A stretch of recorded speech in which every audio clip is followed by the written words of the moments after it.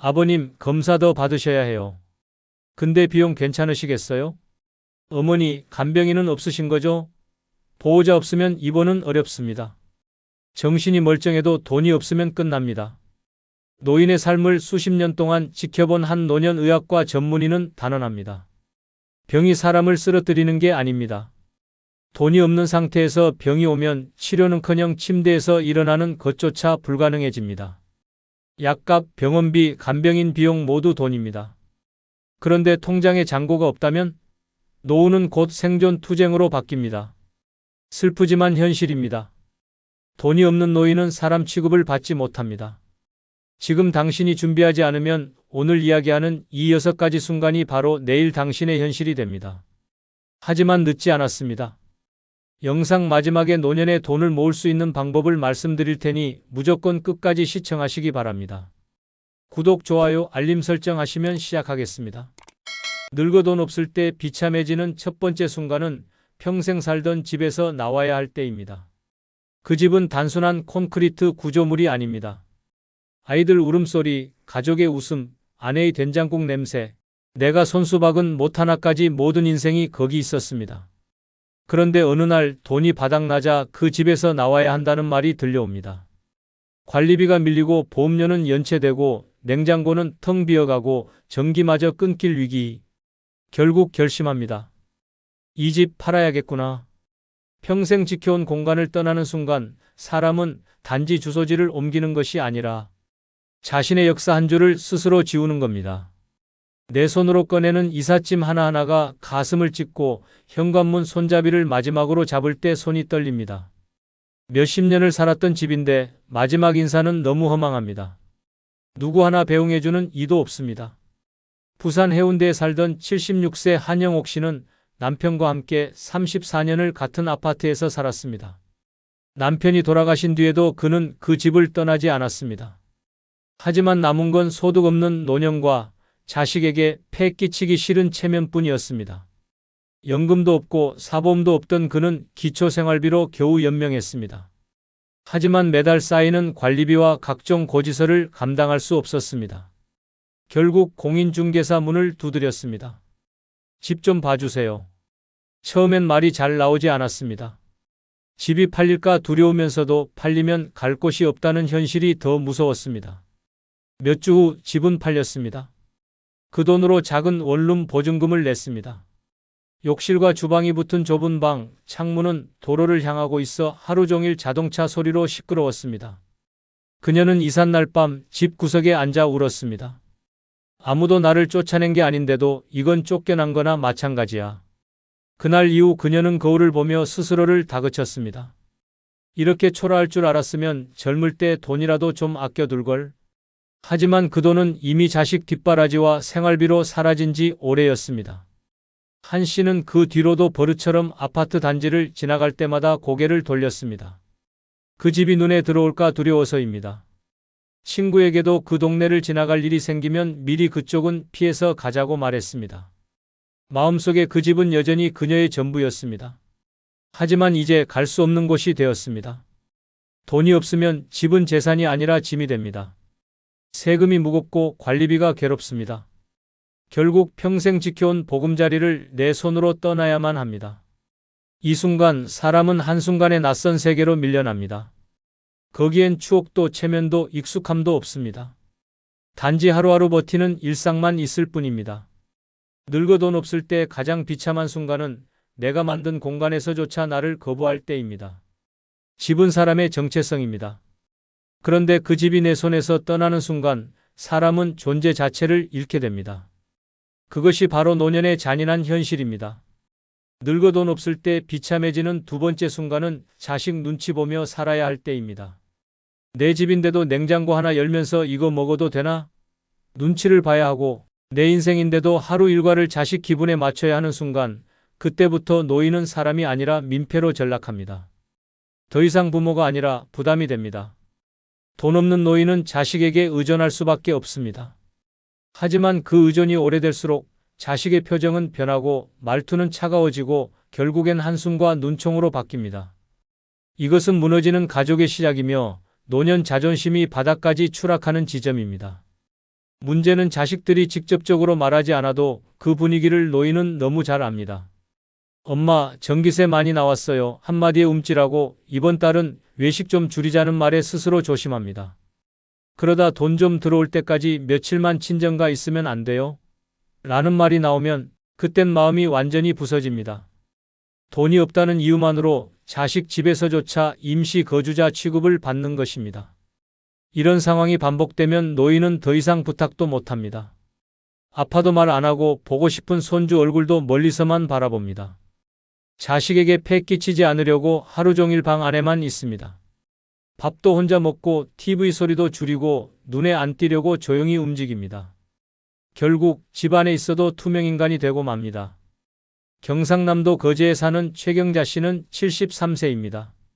몇 해 전 남편의 장례를 치르고 난 뒤 가진 돈이 거의 바닥나 큰딸 집에 잠시 지내게 됐습니다. 처음엔 딸도 사위도 따뜻했습니다. 엄마 여기 오래 있어요. 저희가 모실게요. 그렇게 시작된 동거는 3개월을 넘기면서 서서히 틀어지기 시작했습니다. 처음엔 사위의 표정이 굳더니 점점 딸마저 말이 줄었습니다. 엄마, 혹시 다음 달부터 요양원도 한번 생각해보면 어떨까요? 그 말에 최 씨는 밤새 울었습니다. 결국 그녀는 아파트 근처 원룸을 얻어 혼자 살게 됐습니다. 가스레인지도 없는 방이었지만 딸 눈치 안 보면서 밥 먹는 그 공간이 더 편하다고 했습니다. 혼자 컵라면을 먹으며 이게 진짜 내 밥이구나 속으로 중얼거렸습니다. 자식이 밉진 않지만 자식에게 의존했던 자신의 지난날이 더 밉다고 했습니다. 돈이 없으면 자식과의 관계도 무너집니다. 애틋함은 사라지고 서로의 삶을 침범하지 않으려는 거리만 생깁니다. 그 거리는 결국 같이 살 수 없는 간격이 되고 부모는 점점 말수가 줄고 마음도 다치게 됩니다. 늙어 돈 없으면 자식에게도 당당할 수 없습니다. 자식이 효자든 아니든 돈 앞에선 인간관계가 무너집니다. 사랑도 정도 결국엔 경제 위에 서 있어야 지켜집니다. 자식 눈치 안 보고 같이 식사하며 웃을 수 있으려면 부모에게도 최소한의 경제력이 있어야 합니다.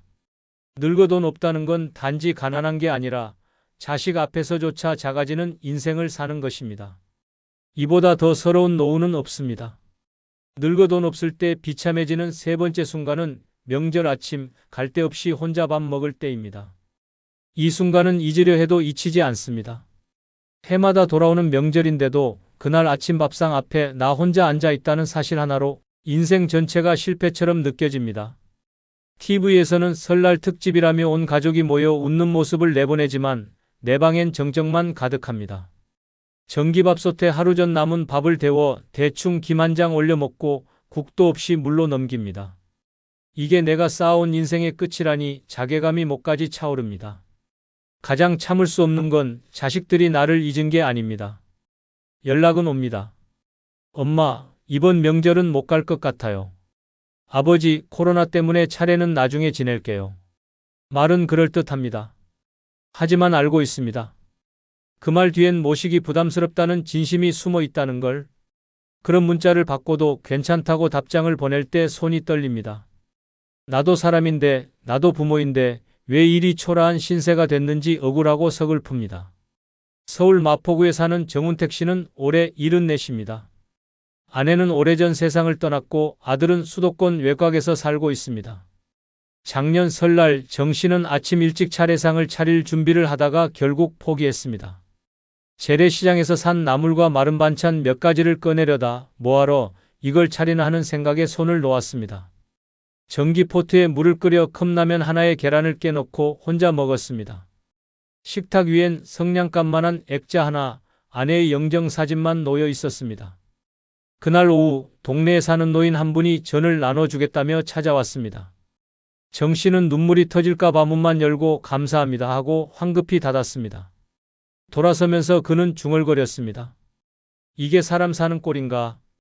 그날 밤 정 씨는 TV도 끄고 불도 끈 채 불 꺼진 방에서 새벽까지 잠들지 못했습니다. 그는 이렇게 말했습니다. 살면서 제일 서러웠던 날이 그날이었다. 살아있다는 게 미안하더라. 명절 아침에 느끼는 고립감은 평소의 외로움과는 다릅니다. 이웃집에서 들려오는 웃음소리, 엘리베이터에 실린 선물 상자들, 다 함께 찍은 가족 사진을 SNS에 올리는 자식들의 모습까지 모든 게 나만 빼놓고 돌아가는 것처럼 느껴집니다. 그날 하루는 시간도 느리게 갑니다. 하루 종일 TV만 보다가 저녁엔 전파사처럼 깜빡이는 네온사인 불빛을 보며 스스로를 위로합니다. 괜찮아. 오늘만 넘기면 되니까. 하지만 그 하루가 사람을 무너뜨립니다. 돈이 있었다면 음식 몇 가지라도 사서 지인들과 식사라도 할 수 있었을 것입니다. 작은 여행을 떠나 혼자라도 바다를 볼 수 있었을지도 모릅니다. 최소한 나 자신에게 오늘도 괜찮은 날이라고 위로할 여유가 있었을 것입니다. 하지만 돈이 없으면 외로움은 가난을 타고 더 깊어지고 자존심은 부서진 그릇처럼 조각납니다. 늙어 돈 없을 때 비참한 순간은 이렇게 명절 아침 고요한 방 안에서 찾아옵니다. 이때 느끼는 상실은 단지 자식이 안 온 데서 그치지 않습니다. 내가 이 세상에서 필요 없는 존재가 된 듯한 절망, 그것이 가장 깊은 상처입니다. 늙어 돈 없을 때 비참해지는 네 번째 순간은 병원비가 무서워 아픈 몸을 숨길 때입니다. 한번 솔직히 생각해 보십시오. 머리가 깨질 듯 아픈데 병원 갈 돈이 없어 그냥 누워 있어야 한다면 그 삶이 과연 사람다운 삶이라 할 수 있겠습니까? 늙어 돈 없다는 건 단순히 가난하다는 의미가 아닙니다. 그것은 내 몸이 아파도 손 한 번 못 쓰는 현실이고 기침 한 번 하면서도 눈치를 보며 살아야 하는 굴욕입니다. 병원은 돈 있는 사람이나 가는 곳이라는 말이 진짜처럼 들리는 순간 인간으로서의 존엄은 무너지고 맙니다. 진짜 지옥은 여기서부터입니다. 아파도 참아야 하고 참다 못해 약국에서 가장 싼 진통제만 찾게 됩니다. 병원에서 검사 받자고 해도 그냥 약만 주세요라며 고개를 젓습니다. 왜냐고요? 검사비, 진료비, 약값까지 더하면 하루 밥값이 날아가기 때문입니다. 심장이 두근거려도 허리가 끊어질 듯 아파도 돈 없으면 입 다물어야 합니다. 이게 현실입니다.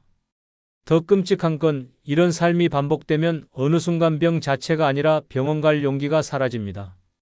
불안해도 무시합니다. 몸이 망가져도 모른 척합니다. 그러다 쓰러지면 그땐 이미 늦습니다. 응급실에 실려가도 가족도 지인도 없는 그 방 안에서 그제서야 모든 게 무너졌다는 걸 깨닫게 됩니다. 충청북도 옥천에 사는 박영래 씨는 69의 허리 디스크로 쓰러졌습니다. 원래는 가벼운 통증이었습니다. 날씨가 추워지면 찌릿찌릿했지만 그는 병원에 가지 않았습니다. 한 번 가면 몇만 원은 깨진다며 참고 또 참았습니다. 연금도 없고 아내마저 몇 해 전 세상을 떠난 뒤 홀로 살다 보니 돈 나갈 일을 최대한 줄이는 게 그의 삶의 전부였습니다. 그러던 어느 날 설거지를 하다 물기 있는 바닥에 미끄러졌습니다. 허리가 완전히 꺾이며 그대로 거실에 쓰러졌고 몸을 가눌 수 없었습니다. 휴대폰은 멀리 있었고 전화할 사람도 마땅치 않았습니다. 그는 이틀을 거실 바닥에서 버텼습니다. 밥도 물도 없이 몸은 점점 굳어가고 있었습니다. 그렇게 48시간을 지나고 나서야 이웃 주민이 찾아왔고 구급차에 실려 병원으로 옮겨졌습니다. 의사는 말했습니다. 지체하지 않고 병원에 왔다면 단순한 물리치료로 끝났을 겁니다. 그런데 지금은 수술도 어렵고 회복도 장담할 수 없습니다. 결국 박 씨는 휠체어를 타야 하는 신세가 됐습니다. 무엇이 박 씨의 인생을 망가뜨렸을까요? 병 자체가 아닙니다. 바로 돈이 없다는 이유로 병을 방치한 것이 그의 노후를 완전히 무너뜨렸습니다. 병원비는 단순한 숫자가 아닙니다. 늙은이의 용기와 자존심을 쥐락펴락하는 무기입니다. 돈 없으면 병도 눈치 보게 되고 병원도 외면하게 됩니다. 그리고 어느 순간 그 외면이 곧 인생의 끝이 됩니다.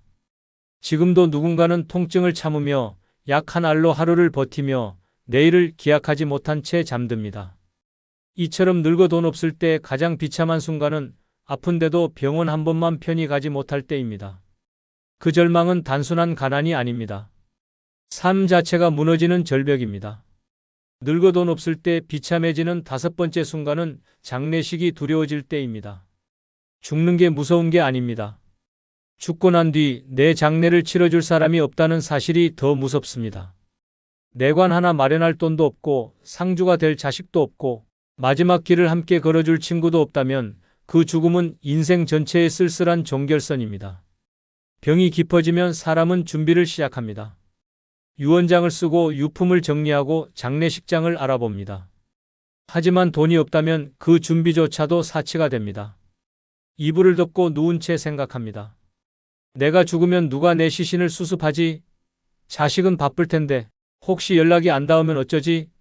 그런 상상이 꼬리에 꼬리를 물고 결국엔 이릅니다. 차라리 조용히 사라지고 싶다. 인간은 죽음을 겁내는 게 아닙니다. 아무도 알아주지 않는 죽음을 두려워하는 것입니다. 강원도 정선에 사는 백일환 씨는 올해 77입니다. 최근 심장질환으로 병원에 자주 드나들다 문득 이런 생각이 들었다고 합니다. 내가 만약 내일 죽는다면 이 병원에 있는 누구라도 내 이름을 기억해 줄까? 자식들과는 오래전 연이 끊겼고 친구들은 모두 세상을 떠났습니다. 아파트 관리실에는 그를 조용한 어르신이라 부릅니다. 아무 일 없이 살았고 아무 사고 없이 늙어왔는데 그 마지막이 고요한 고독사가 될까봐 그는 요즘 잠이 오지 않습니다. 한 달 전 백 씨는 시청에 찾아가 조용히 묻습니다. 혹시 무연고 사망자 처리 절차가 어떻게 되는지 아십니까? 공무원이 놀라 물었습니다. 왜 그러세요? 아직 건강하신데요. 백 씨는 웃으며 대답했습니다. 그냥 미리 알아두려고요. 남에게 피해주면 안 되니까요. 그 말에 공무원은 한동안 말을 잇지 못했습니다. 그 후 백 씨는 인터넷으로 최저가 장례식장을 알아보았습니다. 관을 가장 저렴한 나무로 하고 절차도 간소화해서 치르는 방식. 그렇게 하면 장례비가 150만 원 정도로 줄어든다고 합니다. 하지만 그 돈조차도 지금 그의 통장엔 없습니다. 매달 30만 원이 채 안 되는 기초연금으로는 식비도 빠듯하기 때문입니다. 이제 그는 문득문득 죽지 않기 위해가 아니라 죽었을 때 민폐 안 끼치기 위해 더 조심합니다. 넘어지지 않으려 하고 외출도 줄입니다. 그 스스로 말합니다. 지금 나는 사는 게 아니라 조용히 사라질 준비를 하는 중입니다. 이 말이 농담처럼 들린다면 당신은 아직 돈의 공포를 모르는 것입니다. 늙어 돈 없을 때 가장 비참한 순간은 죽음마저 준비할 수 없을 때입니다. 생이 끝나도 존엄은 지키고 싶습니다. 누구나 마지막 순간엔 누군가 곁에 있어 주길 바랍니다. 하지만 돈이 없다면 그 작은 바람조차 사치가 됩니다. 내 인생의 마침표를 남손에 맡겨야 하는 삶, 그 순간보다 서러운 건 없습니다. 살아도 외롭고 죽어도 외로운 것. 이것이 돈 없는 노인의 마지막 그림자입니다. 늙어 돈 없을 때 비참해지는 6번째 순간은 가고 싶은 데 있어도 한 푼이 없어 주저앉을 때입니다. 날씨는 맑고 햇살은 따뜻합니다. 벚꽃이 흐드러지게 핀 공원, 가족들이 삼삼오오 모여 도시락을 펼치고 연인들은 셀카를 찍으며 웃고 있습니다. 나도 저기 가고 싶습니다. 단지 버스 한 번, 입장료 몇천 원, 따뜻한 커피 한 잔이면 될 것 같지만 통장을 열어보는 순간 그 마음은 그대로 접힙니다. 이 나이에 돈 없다고 나들이 한 번을 포기하는 현실? 이보다 더 자존심 상하고 비참한 순간이 또 있을까요? 노인은 말합니다. 나이가 많아서 안 가는 게 아니라 돈이 없어서 안 가는 겁니다. 몸이 불편해도 마음은 여전히 어디론가 떠나고 싶습니다. 봄엔 꽃을 보고 싶고 여름엔 바다 냄새를 맡고 싶습니다. 사람들 틈에 섞여 웃고 간식 하나 사 먹으며 나도 살아있다는 감정을 느끼고 싶습니다. 그런데 돈이 없습니다. 단 돈 10,000원이 없어 그 욕구는 늘 미뤄지고 그 기다림은 점점 체념으로 바뀌어갑니다.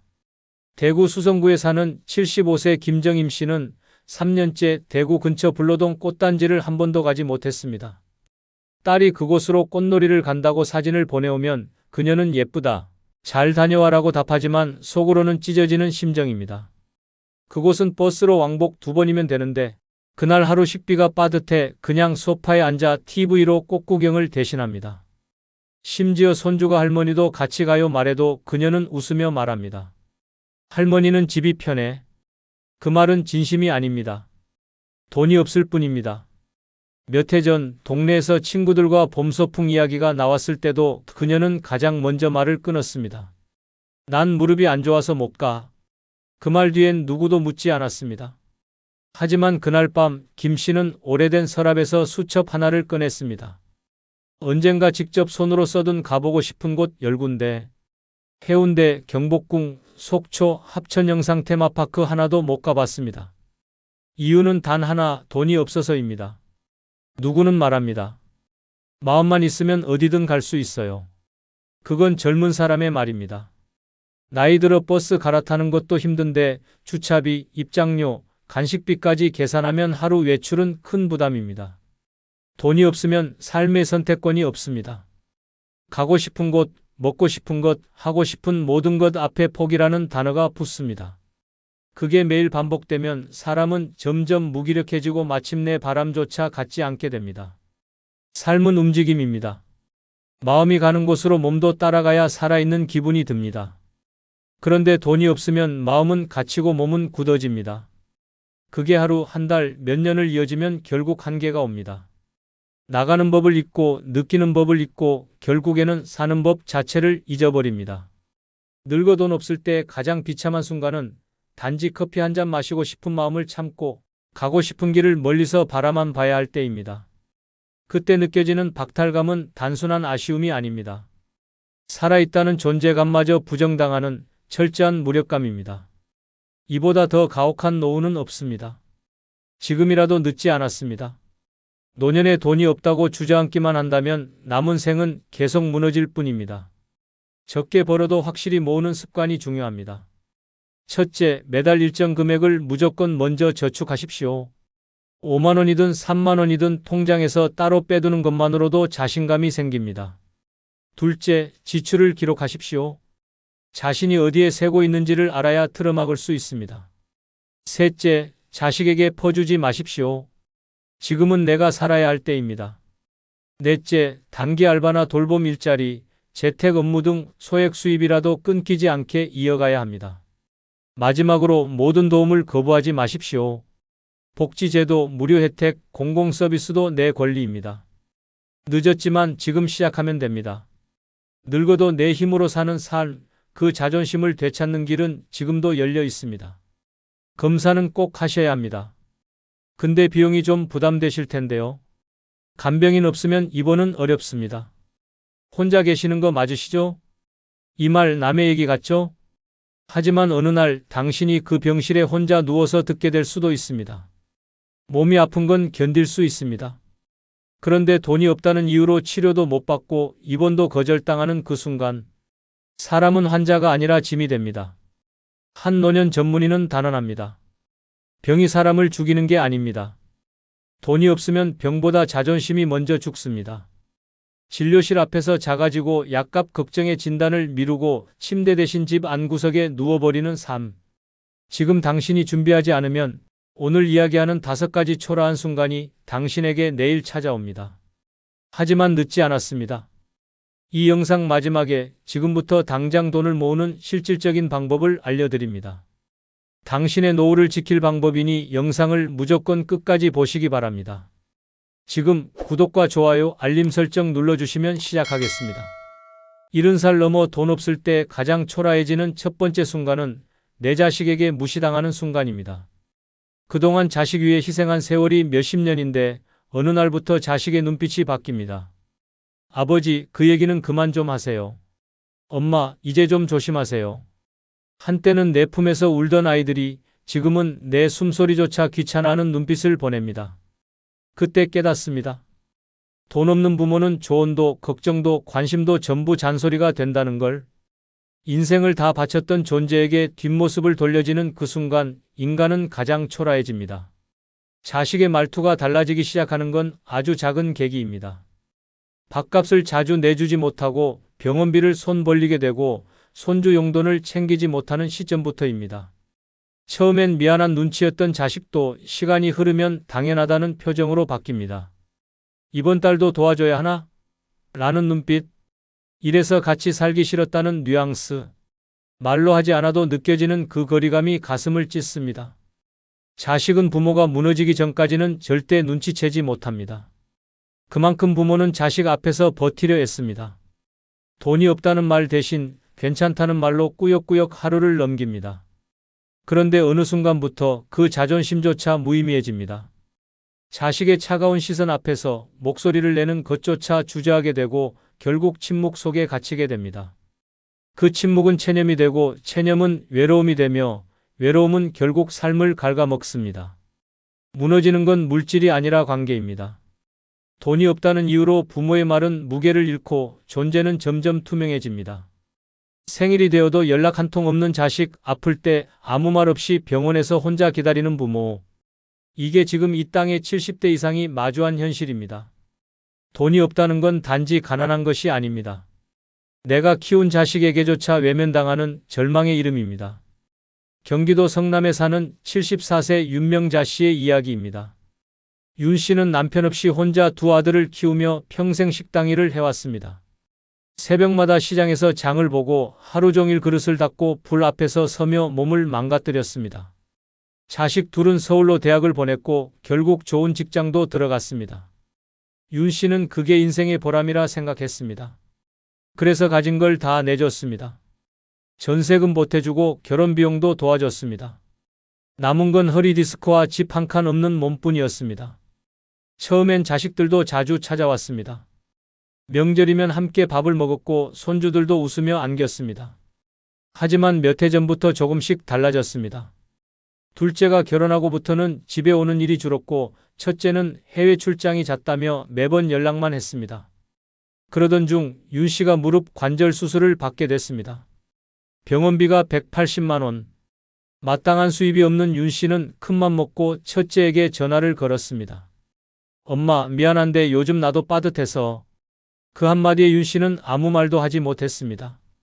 그날 밤 혼자 쌀을 씻으며 눈물을 흘렸습니다. 수술은 결국 미뤄졌고 다리가 아프면 방석을 두 겹 깔고 앉았습니다.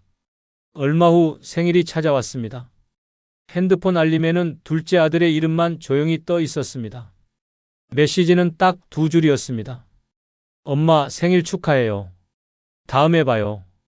선물도 전화도 없었습니다. 그날 윤 씨는 미역국도 끓이지 않았습니다. 며칠 후 가까운 이웃이 말했습니다. 큰아들이 그렇게 잘 나간다더니 왜 어르신은 늘 혼자예요? 그 말에 윤 씨는 웃으며 말했습니다. 바빠서 그렇죠. 다 바빠요.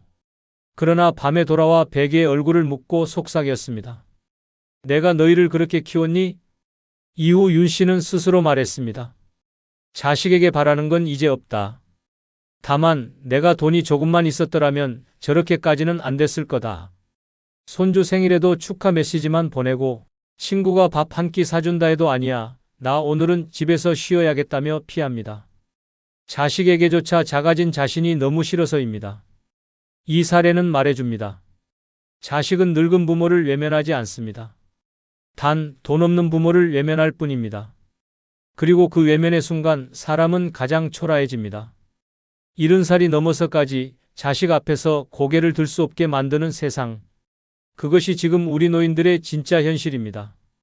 70살 넘어 돈 없을 때 가장 초라해지는 두 번째 순간은 마트 계산대 앞에서 물건을 다시 내려놓을 때입니다. 장바구니엔 고작 몇 개뿐이었습니다. 두부 한 모, 바나나 한 송이, 라면 한 봉지, 그리고 마지막에 넣은 참기름 소병 하나.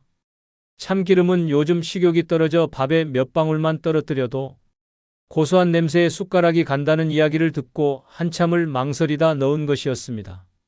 계산대에 물건을 올려놓고 카드 단말기를 보려던 순간 계산원이 말합니다. 총 17,800원입니다. 그 짧은 한마디에 머릿속이 하얘졌습니다. 지갑 속에는 연금 들어오기 전에 남겨둔 마지막 15,000원이 있었습니다. 2,800원이 모자란다. 손은 이미 지갑으로 향했지만 생각보다 오래 머뭇거렸습니다. 뒤에 줄 선 사람들이 하나둘 시선을 주기 시작합니다. 계산원은 무표정하게 다시 물었습니다.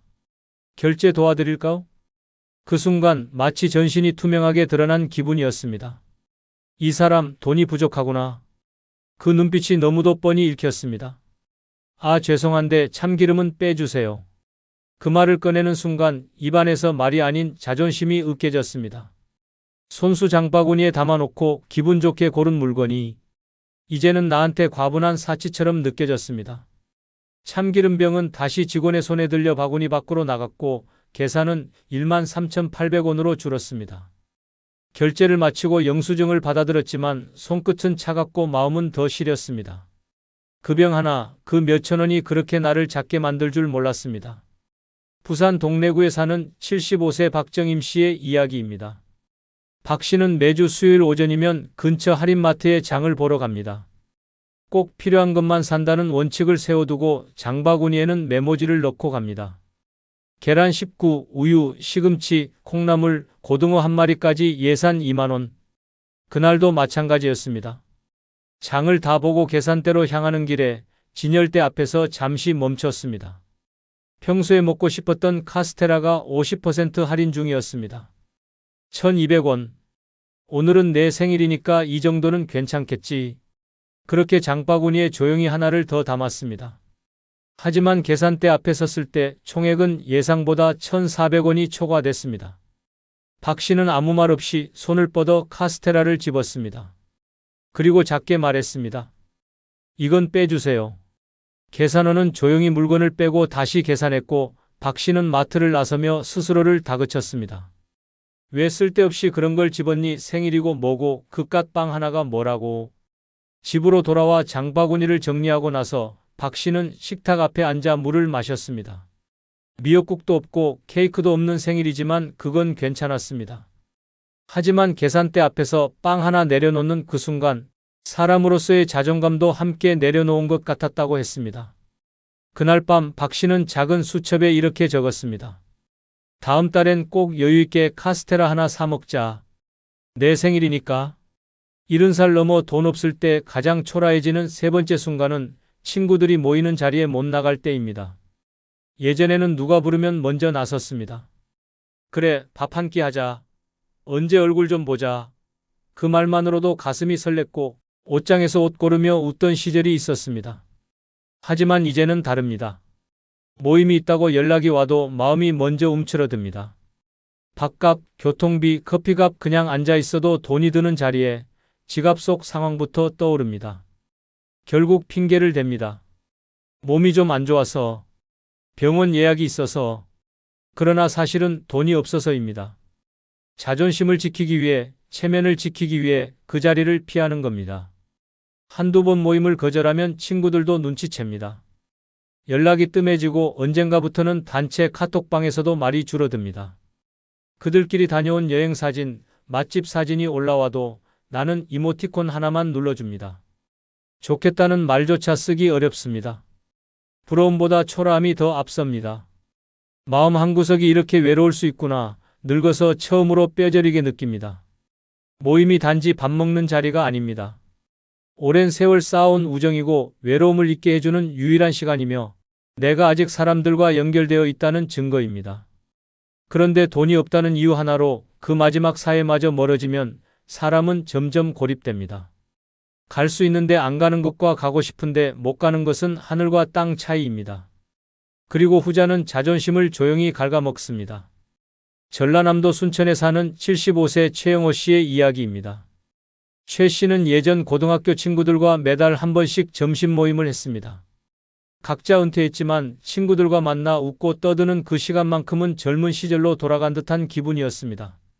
모임 장소는 번갈아 바뀌었고 식사는 대부분 2만 원에서 3만 원 선이었습니다. 문제는 최 씨가 갑작스레 퇴직 후 보험해약까지 하며 생활이 어려워졌다는 점이었습니다. 국민연금으로 들어오는 돈은 고작 48만 원. 집도 전세로 살고 있어 월세처럼 관리비를 내야 했습니다. 전기세, 약값, 식비를 빼고 나면 손에 쥐는 게 없었습니다. 그렇게 2달 연속 모임에 빠졌습니다. 친구들은 처음엔 걱정하며 전화를 했습니다. 몸 안 좋냐? 요즘 왜 안 나오냐? 그때마다 최 씨는 웃으며 둘러댔습니다. 무릎이 좀 아파서 다음 달엔 꼭 나갈게. 세 번째 달 모임이 또 잡혔습니다. 이번엔 모임 장소가 순천 시내의 한 유명한 한정식집이었습니다. 식사비만 2만 5천 원, 커피까지 마시려면 3만 원이 넘을 상황이었습니다. 최 씨는 지갑을 열었다가 닫았습니다. 통장 잔고는 9만 2천 원. 다녀오면 이틀간 식비가 사라질 판이었습니다. 그는 결국 핸드폰을 꺼내 단체 채팅방을 조용히 나갔습니다. 며칠 후 한 친구가 찾아왔습니다. 이젠 진짜 얼굴 좀 보자. 무슨 일 있어? 최 씨는 끝내 말을 못했습니다. 차마 밥값이 없어서 못 나갔다는 말은 나오지 않았습니다. 그날 밤 그는 일기장에 이렇게 적었습니다. 친구가 보고 싶다. 그런데 내 주머니가 자꾸 날 외롭게 만든다. 이후 최 씨는 혼자 밥을 먹으며 친구들의 이야기를 떠올립니다. 여행 사진, 손주 자랑, 부부 동반, 저녁 식사 모두 남의 얘기처럼 느껴집니다. 지금 그에게 가장 무서운 건 병도 외로움도 아닙니다. 바로 나만 빠진 세상이 되어버린 현실입니다. 돈이 없으면 사람들과의 연결이 끊깁니다. 70이 넘은 나이에 친구 자리 하나 못 나가는 초라함. 그건 단지 돈의 문제가 아닙니다. 내가 아직 사람인지 그 질문에 대답할 수 없는 무너진 마음의 문제입니다. 이것이 바로 늙어 돈 없을 때 가장 서럽고 초라한 순간입니다. 70살 넘어 돈 없을 때 가장 초라해지는 네 번째 순간은 살던 집, 재계약을 못해 쫓기듯 나와야 할 때입니다. 이 집 이번에 전세 올려야 할 것 같아요. 1천만 원만 더 올리겠습니다. 집주인의 말이 끝나자 머릿속이 하얘졌습니다. 1천만 원 말은 쉽게 하지만 지금 내 통장에 남은 돈은 120만 원. 병원비도 밀려있고 다음 달 연금까지 한 푼 쓸 수 없는 상황에서 그 돈은 불가능했습니다. 말은 해야 했습니다. 제가 그 돈은 좀 어렵습니다. 집주인은 짧게 대답했습니다. 그럼 이번에 정리하셔야겠네요. 그 짧은 한마디에 내가 살아온 이 집이 더 이상 내 공간이 아니라는 현실이 날카롭게 다가옵니다. 계약서상으론 만기지만 마음으론 쫓겨난다는 기분이었습니다. 가장 치욕적인 건 내 짐을 내가 스스로 빼야 하는 그 과정입니다. 장판을 걷고 오래된 가구를 폐기물로 내놓고 택배 상자에 생필품을 꾸역꾸역 쑤셔 넣는 순간 그 안에는 내 지난 세월, 눈물, 시간까지 담겨 있었습니다. 하지만 새 집은 없습니다. 월세 25만 원짜리 반지하 방이 전부입니다. 창문을 열면 벽이 보이고 햇빛도 안 들어오는 그곳에서 그래도 비는 안 맞잖아라며 스스로를 위로하는 게 지금 내 현실입니다. 경기도 용인에 사는 71세 최말선 씨의 이야기입니다. 최 씨는 20년 넘게 살던 연립주택에서 지난달 이사를 나왔습니다. 계약 연장을 앞두고 집주인이 보증금을 2천만 원 올리겠다고 통보해 왔습니다. 연금 외엔 소득이 없는 최 씨에겐 청천벽력이었습니다. 그 돈 어디서 낼 거예요? 자식한테도 이제 못 부탁하겠고. 결국 그는 이삿짐 센터에 전화도 못하고 동네 후배에게 부탁해 이삿짐을 나르기 시작했습니다. 큰 소파는 이사갈 집에 안 들어간다고 버렸고 장롱은 계단에서 긁히며 겨우 나왔습니다. 냉장고는 오래돼서 새 집에선 전기세 폭탄 맞을까봐 놔두고 나왔습니다. 이렇게 내 세월을 이삿짐처럼 버리는구나 싶었습니다. 새로 들어간 집은 좁고 눅눅했습니다. 혼자 겨우 누울 수 있는 작은 방, 주방은 커튼 하나로 가려져 있고 욕실엔 따뜻한 물도 잘 안 나왔습니다. 첫날 밤 최 씨는 바닥에 누워 천장을 바라보다 눈을 감았습니다. 눈물은 흐르지 않았습니다. 대신 이렇게 중얼거렸습니다.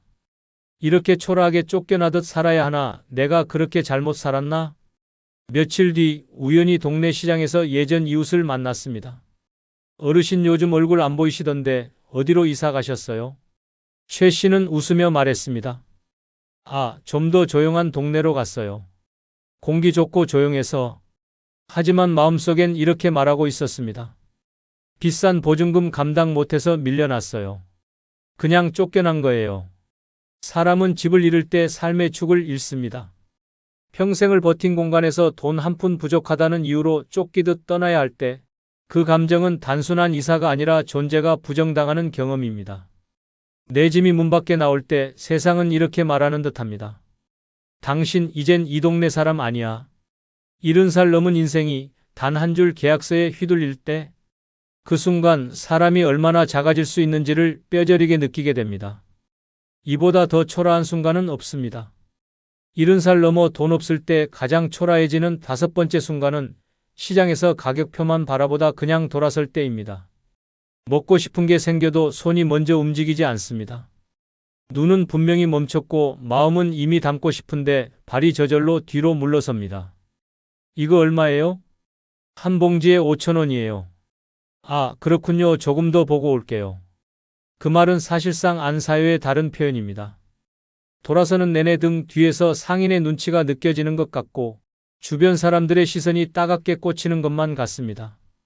방금 전까지 그냥 구경하던 사람이 아니라 살 돈도 없이 들여다보기만 한 노인으로 보일까봐. 그 생각이 고개를 숙이게 만듭니다. 이게 매일 반복됩니다. 특히 반찬가게 앞에 멈출 때면 더더욱 조기 한 마리, 멸치 한 봉지, 김치 조금. 모두 내 입맛엔 익숙한 것들이지만 가격을 보는 순간 침이 쓱 들어갑니다. 젓가락을 드는 게 아니라 시선을 거두고 발길을 끊는 것이 이 나이의 식사 준비입니다. 장바구니가 가벼울수록 마음이 무거워지고 돈이 없다는 이유 하나로 식욕보다 체면을 먼저 따져야 하는 순간 사람은 가장 초라해집니다. 경기도 안성에 사는 72세 조영불 씨의 이야기입니다. 조 씨는 일주일에 한 번씩 버스를 타고 재래시장에 갑니다. 특별한 건 없습니다. 달걀 한 판, 두부 한 모, 채소 몇 가지. 그것도 매번 계산기를 두드려가며 삽니다. 이날은 명절을 앞둔 토요일이었습니다. 시장은 북적였고 냄새도 풍성했습니다. 생선구이, 잡채, 도라지 무침, 송편까지 손주들 오면 해주고 싶은 게 머릿속에 잔뜩 떠올랐습니다. 조 씨는 조심스레 반찬 가게에 다가갔습니다. 이거 얼마예요? 그건 6,000원이고요. 이건 10,000원이에요. 그 순간 손이 멈췄습니다. 통장에 남은 돈은 43,000원. 전기세 자동이체 날짜도 다가왔고 병원 약값도 남아 있습니다. 조 씨는 잠깐 고민하다 말했습니다. 아, 잠깐만요. 가방에 돈 좀 그냥 조금 더 보고 올게요. 그러고는 고개를 숙인 채 돌아섰습니다. 걸어 나오며 손에 쥐어진 건 아무것도 없었습니다. 단지 머릿속엔 아까 본 그 도라지 무침의 반짝이는 윤기만 계속 맴돌았습니다. 집에 돌아와 냉장고 문을 열었을 때 남은 반찬은 깍두기 몇 조각뿐이었습니다. 조 씨는 물 한 컵을 꺼내 마시고 마른 김으로 밥을 비볐습니다. 식탁에 앉아 조용히 혼잣말을 했습니다. 그깟 반찬 하나 못 사면서 뭘 그렇게 보고 있었니? 그날 밤 조 씨는 오랜만에 텔레비전을 켰습니다.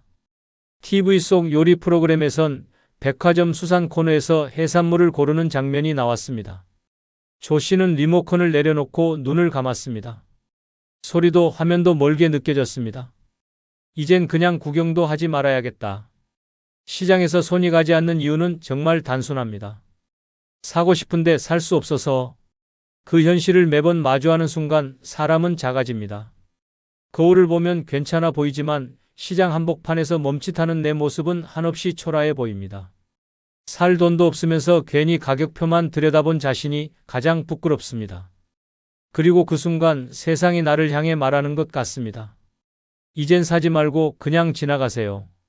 그렇게 우리는 시장에서 단돈 몇천 원 앞에서 사람으로서의 선택할 자격을 잃어갑니다. 노년에 돈을 모으려면 가장 먼저 해야 할 일은 자식에게 증여하지 않는 것입니다. 집을 물려주거나 현금을 미리 나눠주는 순간 내 삶의 안전망은 사라집니다. 애들이 잘해주겠지라는 기대는 현실에서 배신으로 돌아오기 쉽습니다. 내 이름으로 된 재산, 내 통장에서 나가는 돈은 끝까지 내가 쥐고 있어야 노후를 지킬 수 있습니다. 두 번째로 절대 해서는 안 될 일은 지인에게 돈을 빌려주는 것입니다. 오랜 인연도 돈 앞에서는 무너집니다. 노년에 꺼낸 돈은 돌아올 확률이 낮고 돈을 빌려준 후 연락 끊기는 일은 생각보다 흔합니다. 친하다고 믿는 순간 통장이 비는 겁니다. 세 번째는 노년에 돈을 모으려면 가장 먼저 쓸 돈을 줄이는 것이 아니라 쓸 이유를 없애는 것부터 시작해야 합니다. 즉, 소비의 유혹과 감정 지출을 차단하는 것이 핵심입니다. 외로워서 사는 커피, 무리해서 켜두는 유료 채널, 습관처럼 나가는 소액 결제들. 이런 감정 소비가 가장 무섭습니다. 그걸 멈추는 순간 생각보다 많은 돈이 남습니다. 다음으로 중요한 건 정해진 돈 안에서 사는 연습입니다. 수입보다 지출이 많으면 답이 없습니다. 마지막으로 돈을 모으는 가장 큰 무기는 혼자 결정하는 습관입니다. 다른 사람의 눈치도 부탁도 체면도 고려하지 말고 나 중심의 소비 판단을 하십시오. 돈은 버는 것보다 안 쓰는 게 더 어렵지만 노년에 필요한 건 작은 저축이 주는 살아갈 자신감입니다. 그걸 지키는 순간 인생은 다시 일어섭니다. 애쓰며 사는 사람은 박수 받을지 몰라도 결국 병상에 먼저 눕습니다. 반대로 멈출 줄 아는 사람은 조용히 웃으며 오래갑니다. 같은 나이, 다른 선택. 당신은 어느 쪽에 서시겠습니까? 남을 위해 계속 애쓰며 사라질 것인지, 나를 위해 멈추고 웃을 것인지. 지금 이 순간이 그 갈림길입니다. 오늘 당신이 내린 결심 하나가 앞으로의 10년을 완전히 바꿉니다. 당신이 당신을 위해 살아도 되는 5가지 이유를 분명히 말씀드립니다. 영상을 끝까지 보시면 지금까지의 미련을 단번에 내려놓을 수 있는 결정적 계기가 될 것입니다. 구독, 좋아요, 알림 설정 누르시면 시작하겠습니다. 70세 넘어서도 애쓰며 사는 게 미련한 첫 번째 이유는 남의 시선을 여전히 의식하며 살기 때문입니다. 아직도 남 눈치를 보며 살고 계십니까? 그렇다면 당신은 평생 동안 단 한 번도 내 인생을 살아본 적 없는 사람일 수 있습니다. 지금 거울 앞에 서서 스스로에게 물어보십시오. 지금 입고 있는 이 옷, 내가 좋아서 입은 건가요? 아니면 남들 보기에 괜찮아 보일까봐 고른 겁니까? 오늘 하루를 어떻게 보냈는지, 내가 진심으로 즐거웠는지, 아니면 괜찮은 노인처럼 보이기 위해 그렇게 움직인 겁니까? 충격적이지만 대답은 이미 당신 마음속에 있습니다. 70이 넘은 지금도 어른답게 보여야지, 체면은 지켜야지, 남들이 뭐라 하지 않게 해야지 하며 하루를 소모하고 있다면 그건 인생이 아니라 연기입니다. 그것도 박수받지 못하는 슬픈 독백극입니다. 웃긴 건 그 남들이 사실은 당신에게 전혀 관심도 없다는 사실입니다. 젊었을 땐 그래도 사회생활이라는 이유라도 있었지요. 하지만 지금은 다릅니다. 당신이 어떤 옷을 입고 다니든, 무슨 밥을 먹든, 어디를 가든 누가 당신을 그렇게까지 신경 씁니까? 그런데도 우리는 이 옷 입으면 촌스럽다고 할까? 봐, 혼자 밥 먹는 모습 보면 쓸쓸해 보일까 봐, 혼자 영화 보면 불쌍하게 보일까 봐 스스로를 가둡니다. 더 끔찍한 건 그 시선의 감옥이 어느 순간 몸에 배어버린다는 것입니다. 식당에 들어가도 창가 자리는 피하고, 시장에서도 말을 아끼고, 모임에서는 조용히 앉아있다가 분위기 흐릴까 봐 웃음 지으며 따라 웃는 것. 그 모든 순간이 사실은 남의 눈 때문입니다. 노년의 가장 큰 불행은 고독이 아니라 자기 자신을 끝까지 숨기고 살아가는 것입니다. 당신의 표정, 당신의 말투, 당신의 취향, 그 모든 게 아직도 남 기준에 맞춰져 있다면 도대체 언제쯤 당신은 진짜 나로 살아보겠습니까? 이쯤에서 하나 짚고 갑시다.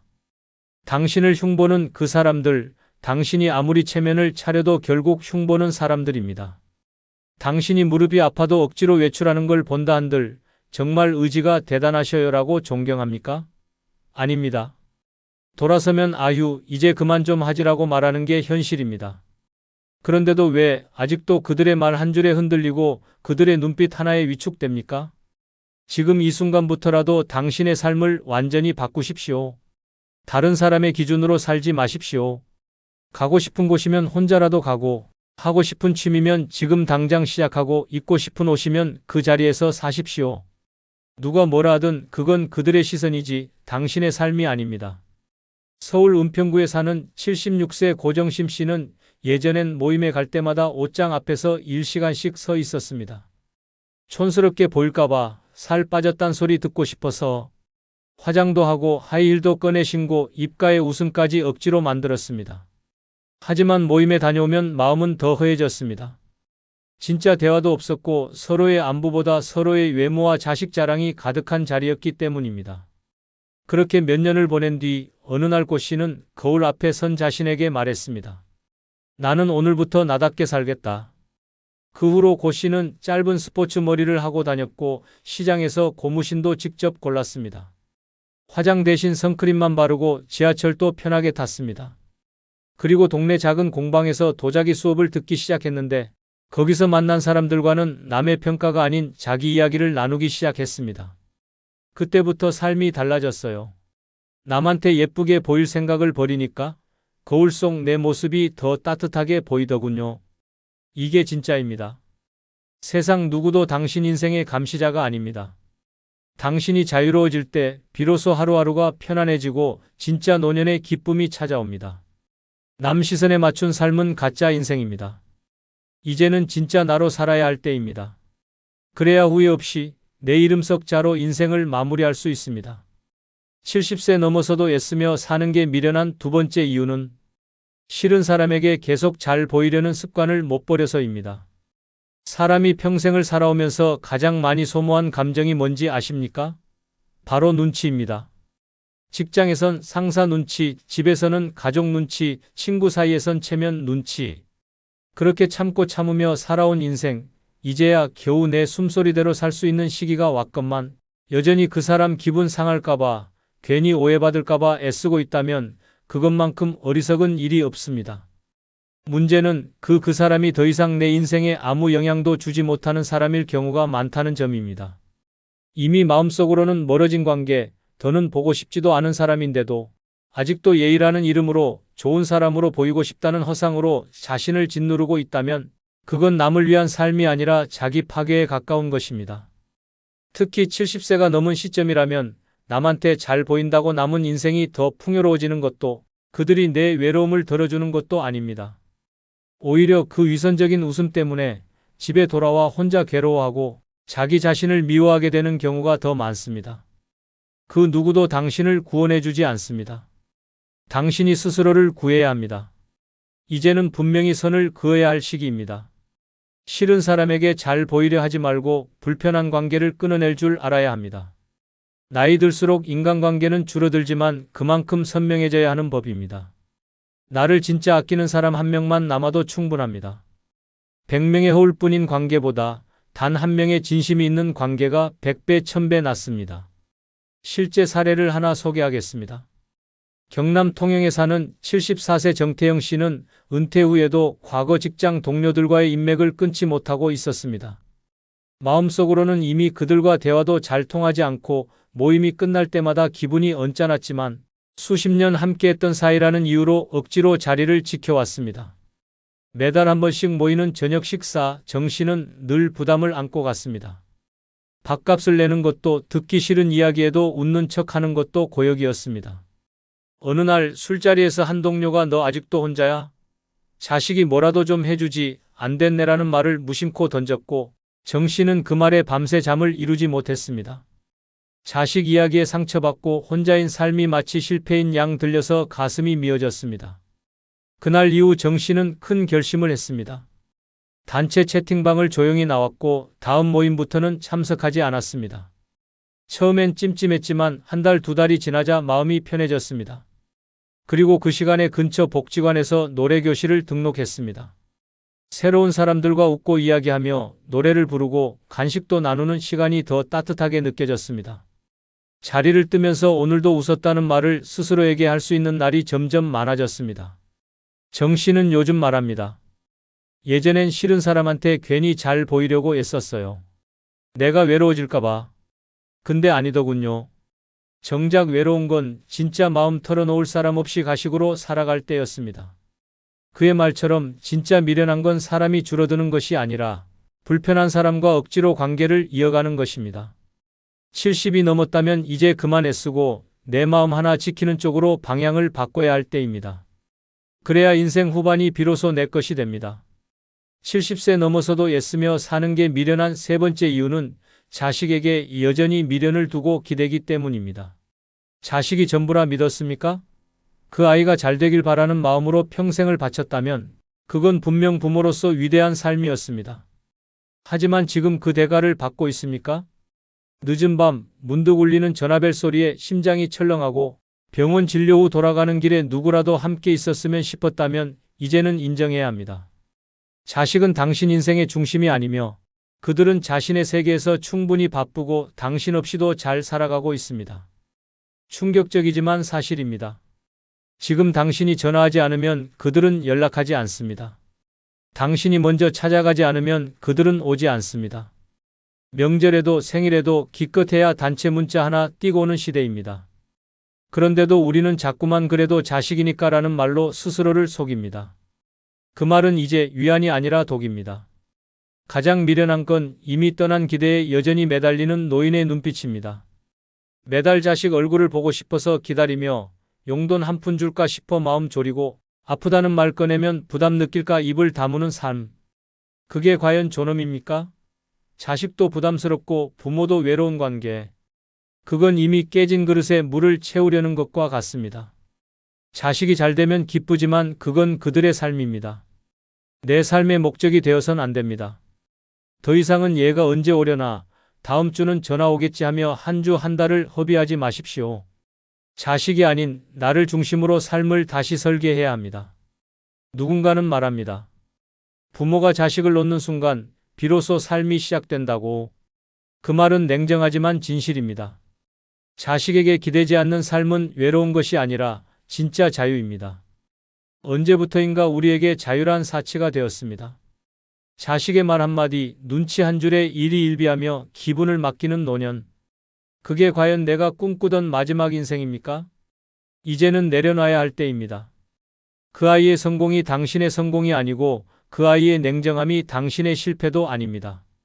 자식은 키우는 것이지 기댈 언덕이 아닙니다. 더는 바라지 마세요. 대신 혼자서 먹는 따뜻한 밥 한 끼, 마음 맞는 친구와의 수다, 내 두 발로 걸을 수 있는 건강을 더 귀하게 여기셔야 합니다. 진짜 인생은 자식이 떠난 자리에서 시작됩니다. 자식이 나를 찾지 않는다고 슬퍼하지 마십시오.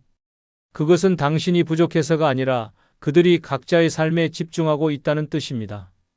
그러니 이젠 당신도 자신의 삶에 집중하셔야 합니다. 누구 눈치도 보지 말고 누구에게도 의지하지 않는 삶. 그것이 진짜 품위 있는 노년입니다. 여전히 자식만 바라보고 사십니까? 그렇다면 지금 그 눈을 돌리십시오. 내 얼굴, 내 건강, 내 기분을 먼저 챙기십시오. 그렇게 하루하루 쌓은 시간들이 당신의 남은 인생을 바꿔줍니다. 늦지 않았습니다. 지금이라도 시작하셔야 합니다. 다시 한번 말합니다. 70세 넘어서도 자식에게 기대며 사는 삶은 가장 고통스럽고 외로운 미련입니다. 지금 그 끈을 끊는 순간 당신은 처음으로 온전한 나로 살아가게 될 것입니다. 70세 넘어서도 애쓰며 사는 게 미련한 네 번째 이유는 아직도 돈을 쥐고만 있으면서 제대로 써보지 못했기 때문입니다. 죽을 때까지 아끼다 결국 병원비로 다 쓰고 가는 삶. 그게 당신이 바란 노후입니까?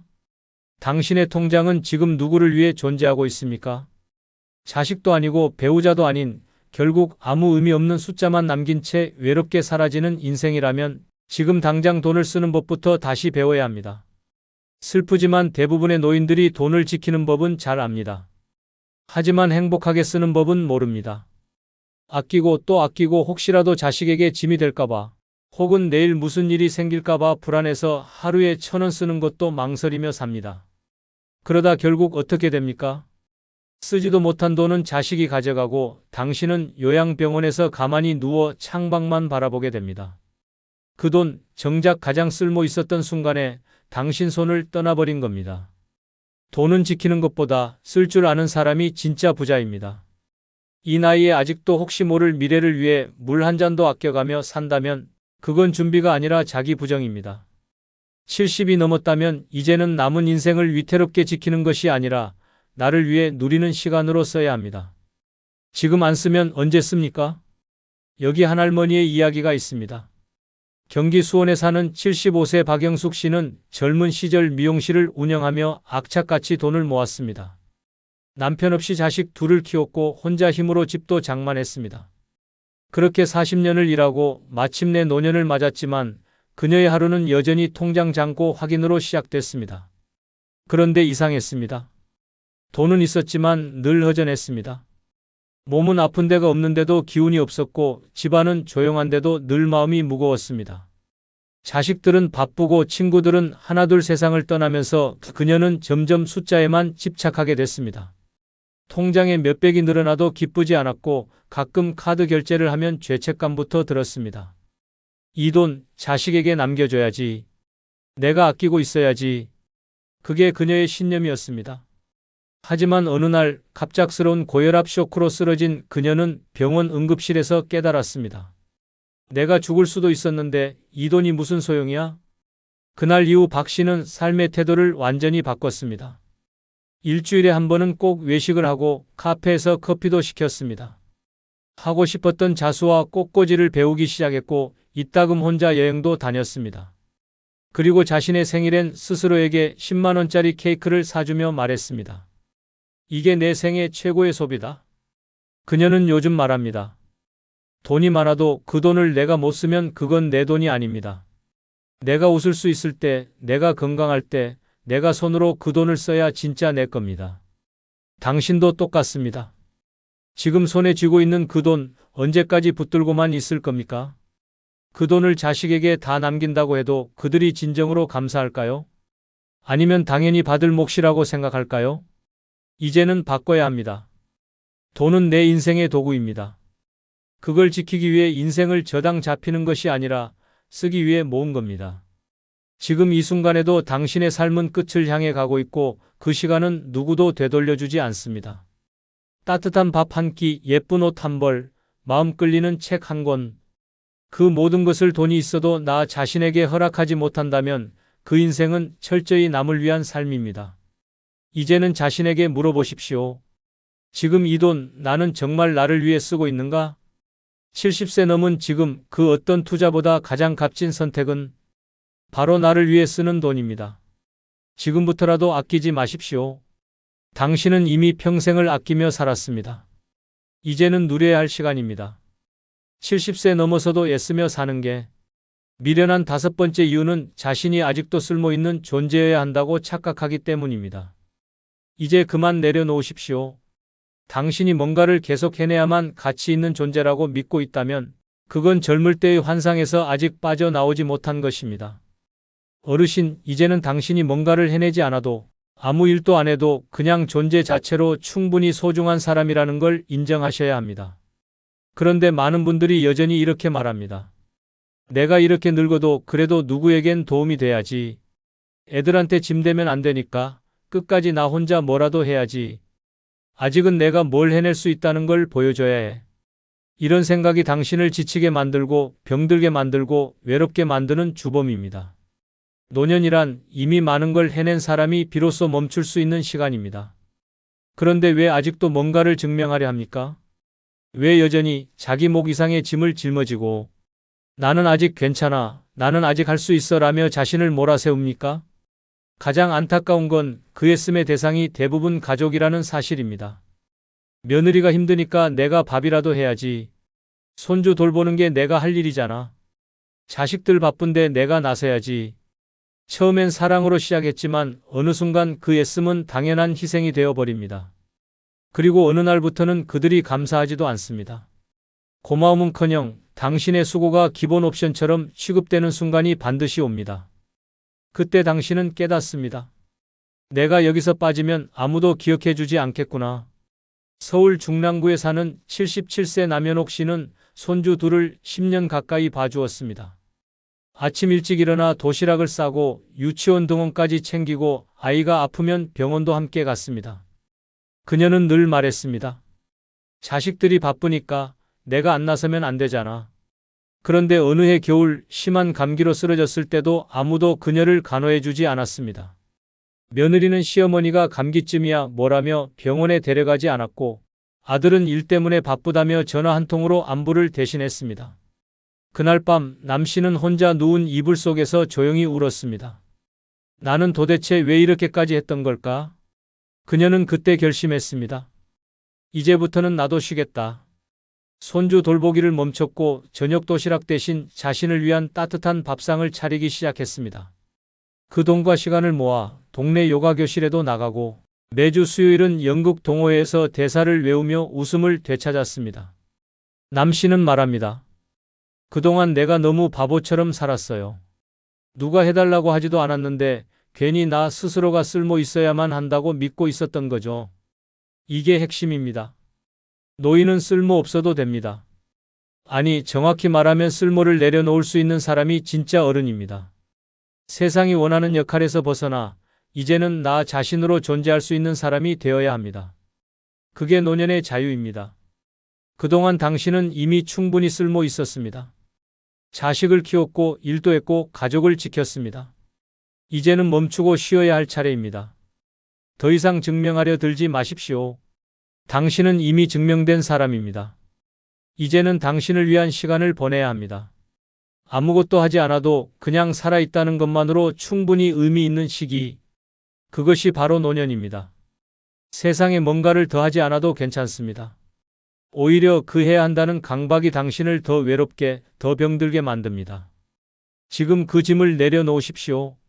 그리고 처음으로 아무것도 하지 않아도 되는 평화로운 삶을 받아들이십시오.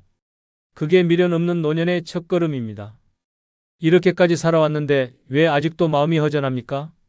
왜 누군가에게 잘 보이려고 했던 그날 밤 돌아와서 눈물이 났습니까? 왜 다 해줬던 자식이 연락 없을 때 가슴이 텅 빈 듯 아팠습니까? 그건 당신이 누구보다 성실했기 때문이 아니라 누구보다 외롭게 살아왔기 때문입니다. 이제는 누구에게도 증명하지 마세요. 충분히 잘 살아오셨고 이제는 오롯이 당신을 위해 살아도 아무도 뭐라 하지 않습니다. 진짜 인생은 지금부터 시작입니다. 병원에도 안 가요. 그 사람이 걱정할까봐 아픈 티도 못 낸대요. 자식들이 말려도 안 듣습니다. 마치 세상에 그 사람만 존재하는 것처럼 삽니다. 딱 하루 연락 안 됐다고 잠도 못 잤대요. 밥도 안 먹고요. 이성에 대한 집착이 삶 전체를 집어삼키는 데는 오래 걸리지 않습니다. 노년의 외로움은 허기보다 더 무섭고 그 허기를 사랑이라는 이름으로 채우려 할 때 마음은 점점 병들기 시작합니다. 처음엔 설렘이었지만 곧 의심과 불안, 통제할 수 없는 감정의 늪으로 빠집니다. 노년에 찾아온 이성적 감정, 과연 나를 살리는 감정일까요? 아니면 무너뜨리는 독일까요? 이번 영상은 노년의 이성적 사랑에 집착하면 안 되는 5가지 이유입니다. 지금부터 영상 끝까지 집중해서 시청해 주시기 바랍니다. 좋아요 지금 눌러주시면 감사하겠습니다.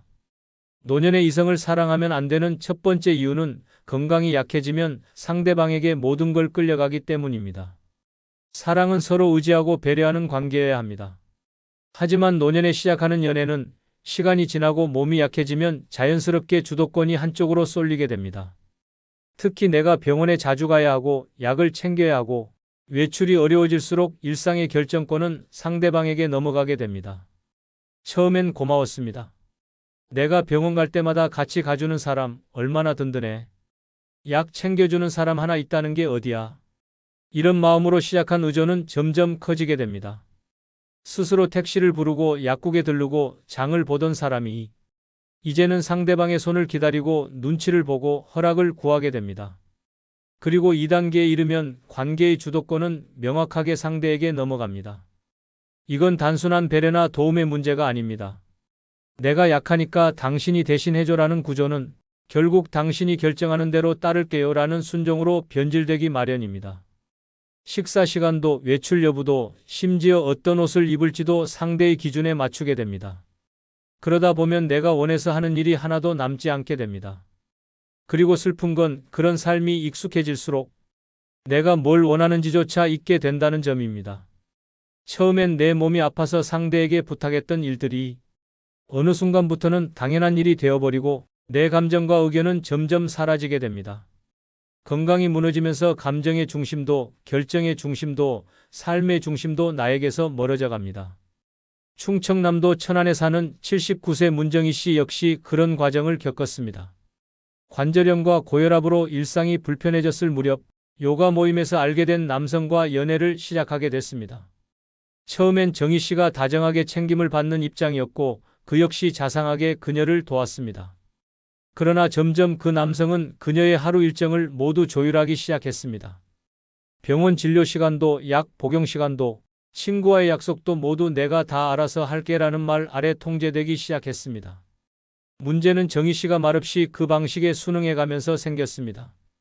어느 날은 친구와 점심 약속이 있다고 하자 몸도 안 좋은 사람이 뭘 그렇게 돌아다니냐고 타박을 들었고 또 하루는 기분이 가라앉아 병원 대신 집에서 쉬고 싶다고 하자 내가 당신을 위해 얼마나 애쓰는데 그 정도도 못 맞춰주냐고 언성을 높였습니다. 그 말을 듣는 순간 정희 씨는 자신이 연인이 아니라 관리 대상이 되어버렸다는 사실을 깨달았습니다. 딸과의 통화 도중 딸이 엄마는 요즘 뭐가 제일 하고 싶어? 라고 물었을 때 정희 씨는 그 말에 아무 대답도 하지 못하고 눈물만 흘렸습니다. 너무 오랜 시간 그 사람 기준의 삶을 살다 보니 정작 자신이 원하는 걸 떠올리는 것조차 버거웠던 것입니다. 결국 정희 씨는 관계를 정리했습니다. 힘들었지만 다시 스스로 병원 일정을 잡고 시장에 나가 반찬거리를 고르고 공원 벤치에 혼자 앉아 하늘을 보는 그 평범한 시간이 예전보다 훨씬 자유롭고 편안하다는 걸 깨달았습니다. 그녀는 말했습니다. 사랑받는 기분은 좋았지만 내가 사라지는 기분은 더 괴로웠어요. 몸이 약해졌다고 감정까지 빼앗겨선 안 돼요. 내가 내 삶의 주인이라는 걸 잊지 말아야 해요. 노년의 사랑은 특별한 감정이지만 건강이 흔들리는 순간 그 감정은 쉽게 복종과 종속으로 바뀔 수 있습니다. 노년의 이성을 사랑하면 안 되는 두 번째 이유는 경제적 손해를 되돌릴 수 없기 때문입니다. 젊었을 때는 잘못된 선택을 해도 다시 시작할 시간이 있습니다. 하지만 노년엔 그렇지 않습니다. 한번 무너지면 다시는 회복할 수 없는 것, 그게 바로 돈입니다. 그래서 노후의 사랑이 무서운 이유는 감정보다 돈이 먼저 흔들린다는 데 있습니다. 처음엔 단순한 식사 한 끼, 작은 선물 하나였습니다. 하지만 감정이 깊어질수록 혹시 이 사람 힘든 건 아닐까? 내가 조금 도와주는 게 맞지 않을까? 라는 생각이 스며듭니다. 그 순간부터 지갑이 열립니다. 병원비를 대신 내주고 생활비를 도와주고 때론 신용카드를 함께 쓰기도 합니다. 심지어 내 집에 살게 해주고 공동명의로 바꾸자는 제안도 망설임 없이 받아들입니다. 왜냐고요? 이 사람은 나를 정말 사랑하니까라는 믿음 때문입니다. 하지만 그 믿음은 아주 작은 틈 하나만 생겨도 무너지는 모래성에 불과합니다. 더 큰 문제는 그 돈을 잃고 나면 어디에도 기대할 곳이 없다는 점입니다. 자식들에게 말하기 부끄럽고 주변 사람들에게 창피해서 숨깁니다. 그러다 어느 순간 통장 잔고가 바닥나고 병원비도 걱정해야 하며 신용불량자 신세가 되는 경우도 있습니다. 그때 깨닫습니다. 나는 돈이 아니라 감정을 줬다고 생각했는데 저 사람은 처음부터 돈만 받았던 거였구나. 이후에는 돌이킬 수 없습니다. 왜냐하면 노년엔 다시 일어나 돈을 벌 시간도 체력도 없기 때문입니다. 사랑이 돈을 초월한다고 말하지만 현실의 사랑은 돈에 기대에 살아갑니다. 경제적으로 여유가 있을 때만 느긋한 사랑이 가능하고 돈이 떨어지는 순간부터 그 사랑은 책임이 되고 짐이 됩니다. 상대방이 떠나는 순간 남는 건 잔고가 텅 빈 통장과 텅 빈 마음뿐입니다. 가장 안타까운 점은 이 모든 일이 사랑이라는 이름으로 벌어졌다는 사실입니다. 전라남도 순천에 사는 72세 이명자 씨는 남편과 사별한 후 지인의 소개로 한 남성을 만났습니다. 그 남성은 자식과 연락도 끊기고 건강도 좋지 않다며 명자 씨에게 하소연을 자주 했습니다. 처음엔 안쓰러운 마음에 약값을 몇 번 대신 내줬고 병원 갈 때 함께 동행하기도 했습니다. 그가 카드값이 밀렸다고 하자 명자 씨는 자신의 카드를 내주며 이 정도는 도와줄 수 있지라고 생각했습니다. 문제는 그때부터였습니다. 그는 점점 더 많은 금전적 요구를 했고 어느 날은 같이 살자며 명자 씨 집으로 들어왔습니다. 한 집에서 살다 보니 생활비는 전부 명자 씨 몫이 됐고 본인 연금까지 손댈 정도였습니다. 명자 씨는 고민 끝에 집 일부를 팔아 생활비로 쓰기로 결정했지만 그 과정에서 그 남성은 서류를 대신 처리해 주겠다며 공동명의를 요구했습니다. 그때까지만 해도 명자 씨는 사랑이라고 믿었습니다. 하지만 집 명의가 바뀌자 그는 돌연 태도를 바꿨고 외박이 잦아졌습니다. 그제야 알았어요. 나를 사랑한 게 아니라 내 재산을 이용하려 했던 거였다는 걸요. 명자 씨는 법적 대응을 시도했지만 이미 공동명의로 바뀐 집의 권리를 되찾기란 어려운 일이었습니다. 자식들에게 말도 못하고 홀로 병원에 입원하며 한숨을 내쉬었다고 합니다. 그녀는 이렇게 말했습니다. 내가 어리석은 건 알아요. 그런데 그때는 그 사람이 없으면 죽을 것 같았어요. 지금은 매달 받는 연금 외엔 소득이 없고 병원비조차 자식에게 손 벌려야 하는 처지가 되었습니다. 이 사례는 단순한 예외가 아닙니다. 사랑이라는 이름으로 감정이 무너지면 이성과 계산은 사라지고 맹목적인 신뢰만 남습니다. 그 신뢰는 반드시 돈을 잃고 난 뒤에야 무너집니다. 그리고 노년에는 그 손해를 되돌릴 방법이 없습니다. 사랑이 삶을 채우기보다는 생계를 무너뜨리는 칼이 될 수 있다는 것. 노년의 이성을 사랑할 때 반드시 기억해야 할 현실입니다. 노년의 이성을 사랑하면 안 되는 세 번째 이유는 연애를 시작한 뒤 오히려 건강이 더 나빠졌다고 말하는 사람들이 많기 때문입니다. 사랑을 하면 기분이 좋아지고 삶의 활력이 생길 거라는 기대는 누구에게나 있습니다. 특히 노년엔 더 그렇습니다. 무료하고 반복되는 일상 속에서 누군가와 감정을 나눈다는 건 큰 자극이고 생기처럼 느껴집니다. 하지만 안타깝게도 현실은 다릅니다. 연애를 시작한 뒤 몸과 마음이 동시에 무너지는 사람들이 의외로 많습니다. 그 이유는 단순합니다. 노년의 감정은 여유가 아니라 절실함에서 시작되기 때문입니다. 젊을 땐 설레는 감정이 있어도 일상도 바쁘고 건강도 버텨주니 감정이 생활을 집어삼키진 않습니다. 하지만 나이 들면 다릅니다. 감정에 몰입할수록 생활의 균형이 무너지고 결국 몸까지 영향을 받습니다. 처음엔 설렘이었지만 어느새 불안이 되고 의심이 되고 스트레스로 바뀝니다. 오늘은 왜 연락이 없을까? 내가 뭘 잘못한 건 아닐까? 이런 생각들이 계속 머릿속을 맴돕니다. 밤에 잠이 오지 않고 아침이 되면 식욕이 없습니다. 체중은 줄고 혈압은 오르고 위장은 예민해지고 자꾸만 피로가 쌓입니다. 무엇보다 감정이 소모되면 뇌가 지칩니다. 끊임없이 상대를 의식하고 눈치를 보고 연락 여부에 따라 하루의 기분이 좌우되면 내가 나를 챙길 여유조차 사라집니다. 식사 시간도 뒤로 밀리고 복용해야 할 약도 자주 깜빡하게 되고 정기검진도 소홀해집니다. 그러다 어느 날 몸이 확 무너지는 시점이 찾아옵니다. 문제는 그때입니다. 감정적으로도 기대고 있던 그 상대가 부담을 느껴 거리를 두기 시작하면 몸과 마음이 동시에 무너지는 순간이 오는 것입니다. 더욱 안타까운 건 건강이 나빠졌다고 하소연해도 대부분의 상대는 그 책임을 지지 않는다는 점입니다. 오히려 왜 이렇게 예민하세요? 이 나이에 왜 이러세요? 라는 말로 감정을 무시당하기도 합니다. 그러면 자존감은 더 떨어지고 관계는 불안해지고 건강은 더 나빠집니다. 이런 악순환은 결국 노년의 삶 전체를 위태롭게 만듭니다. 사람은 사랑 때문에 아픈 게 아닙니다. 그 사랑을 감당하려고 무리하면서 자기 자신을 잃어가기 때문에 병이 되는 것입니다.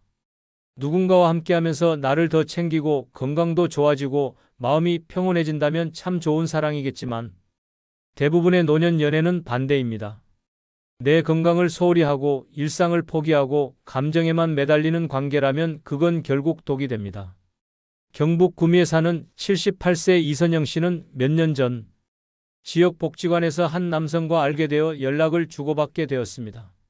처음엔 주 1회 함께 점심을 먹고 산책을 하며 웃는 시간이 늘어났습니다. 그런데 상대방은 점점 더 자주 만나자고 했고 연락이 조금만 늦어져도 섭섭함을 표현했습니다. 선영 씨도 상대의 기분을 맞추느라 자신의 생활 패턴을 조금씩 바꾸기 시작했습니다. 원래는 오전 9시에 일어나 아침 식사를 하고 11시에 혈압약과 당뇨약을 챙겨 먹던 규칙적인 삶이었는데 상대가 아침마다 전화를 걸어와 산책을 요구했고 점심도 무조건 밖에서 함께 먹기를 원했습니다. 선영 씨는 건강을 위해 먹던 식단도 포기하고 피곤해도 웃으며 나가야 했습니다. 문제는 여름이 되면서 시작됐습니다. 더운 날씨에도 억지로 나간 산책 후 선영 씨는 탈수 증상으로 쓰러졌고 결국 병원에 입원하게 됐습니다. 그 남성은 처음 며칠간 병문안을 왔지만 이후 연락이 줄었고 결국 아무 말 없이 관계는 끝났습니다. 선영 씨는 퇴원 후 이렇게 말했습니다. 그 사람을 좋아했던 건 맞지만 그 감정 때문에 내가 나를 돌보지 않게 된 게 문제였어요. 누군가를 만나며 웃기도 했지만 결국 병원에 누워 있으니 아무 의미가 없더라고요. 지금 선영 씨는 다시 혼자서 조용한 일상을 살고 있습니다.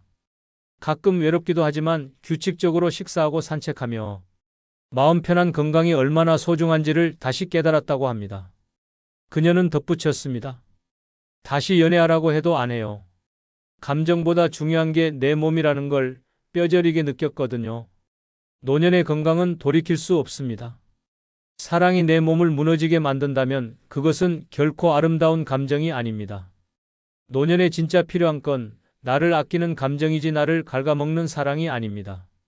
노년의 이성을 사랑하면 안 되는 네 번째 이유는 자기 자존심까지 꺾어가며 맞춰야 할 일이 많기 때문입니다.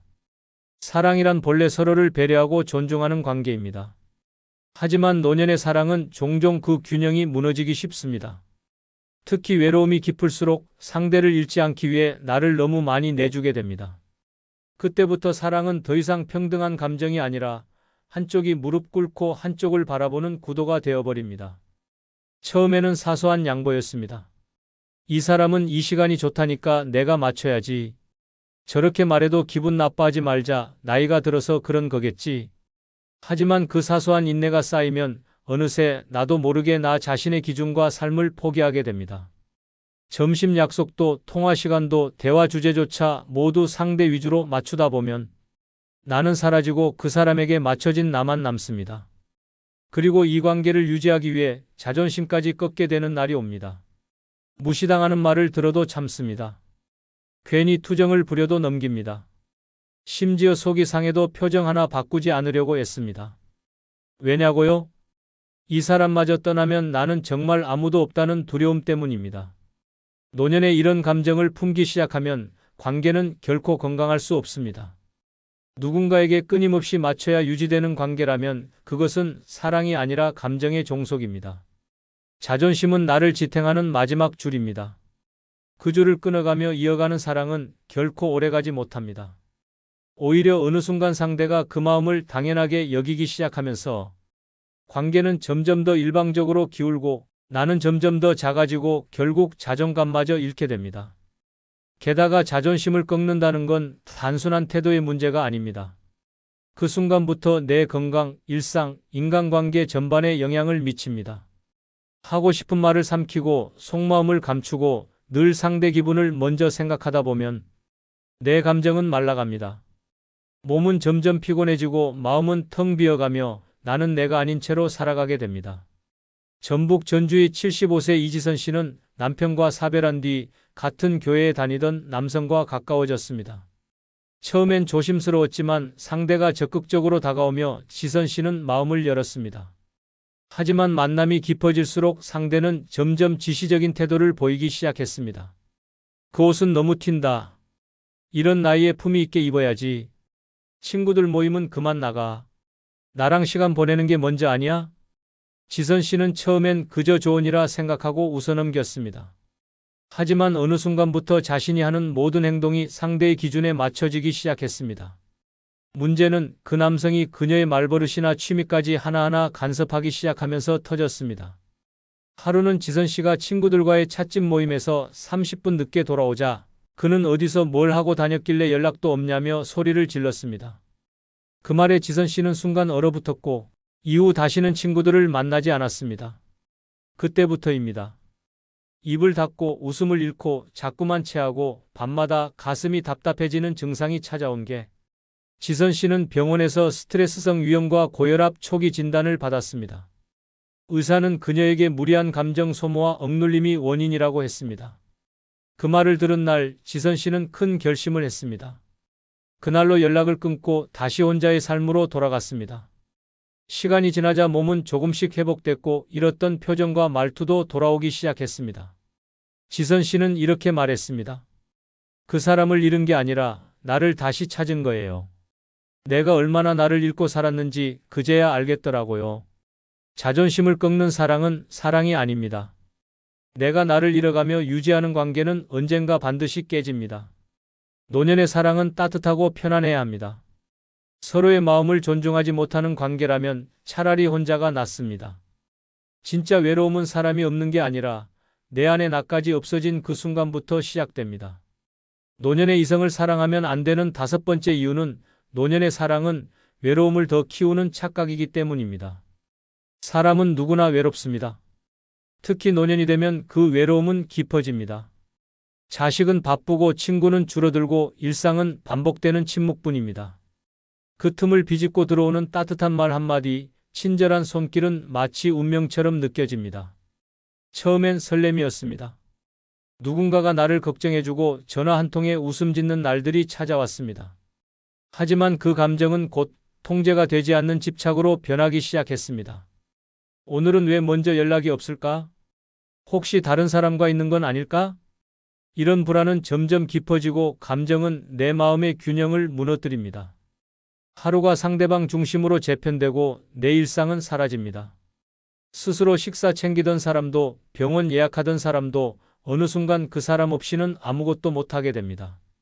이것이 바로 의존이고 이 의존은 사랑이라는 이름으로 포장되지만 결국은 나를 더 깊은 외로움 속으로 끌어당깁니다. 사랑은 외로움의 해답이 아닙니다. 오히려 사랑이라는 감정을 빌려 외로움을 덮으려 할수록 그 감정은 더 민감해지고 더 상처받기 쉬워집니다. 노년의 사랑은 단단하지 않습니다. 수십 년을 함께 산 부부 사이도 무너지는 것이 인생인데 단기간에 찾아온 감정이 평생의 공허를 메워줄 수 있다고 믿는 건 위험한 환상입니다. 그 감정은 내가 만들고 내가 집착하며 결국 내가 무너지는 방향으로 흐릅니다. 사랑에 기대려 했던 마음은 결국 나 자신을 더 힘들게 만들 뿐입니다. 혼자여서 외로운 게 아닙니다. 감정의 균형을 잃었을 때 진짜 외로움이 시작되는 것입니다. 서울 동작구에 사는 74세 박춘자 씨는 남편과 사별한 뒤 오랜 시간 혼자 살았습니다. 평소에는 자주 산책을 다니고 주민센터 문화 강좌도 들으며 조용히 하루하루를 보내고 있었습니다. 그러던 어느 날 같은 강좌를 듣던 한 남성과 우연히 점심을 함께 먹게 되었고 이후 두 사람은 자연스럽게 연락을 주고받기 시작했습니다. 처음엔 기분이 좋았습니다. 함께 시장을 보고 버스를 타고 꽃 구경도 하며 늙어서도 설렐 수 있구나 싶은 마음에 웃음이 절로 나왔습니다. 그러나 문제는 관계가 깊어지면서 시작됐습니다. 박 씨는 점점 상대방에게 연락이 없으면 불안해졌고 혼자 있는 시간이 더욱 허전하게 느껴졌습니다. 자기 자신을 위해 살아가던 시간이 점차 줄어들었고 언제부터인가 모든 행동의 기준이 그 사람이 좋아할까, 싫어할까로 바뀌었습니다. 상대는 그 변화를 감지하고 점차 거리를 두기 시작했습니다. 우린 가볍게 만나는 사이인데 왜 이렇게 예민하게 받아들이세요? 라는 말에 박 씨는 큰 충격을 받았습니다. 그날 이후로 박 씨는 불면과 식욕 저하를 겪었고 결국 정신과 진료를 받게 되었습니다. 박 씨는 눈물을 흘리며 이런 말을 남겼습니다.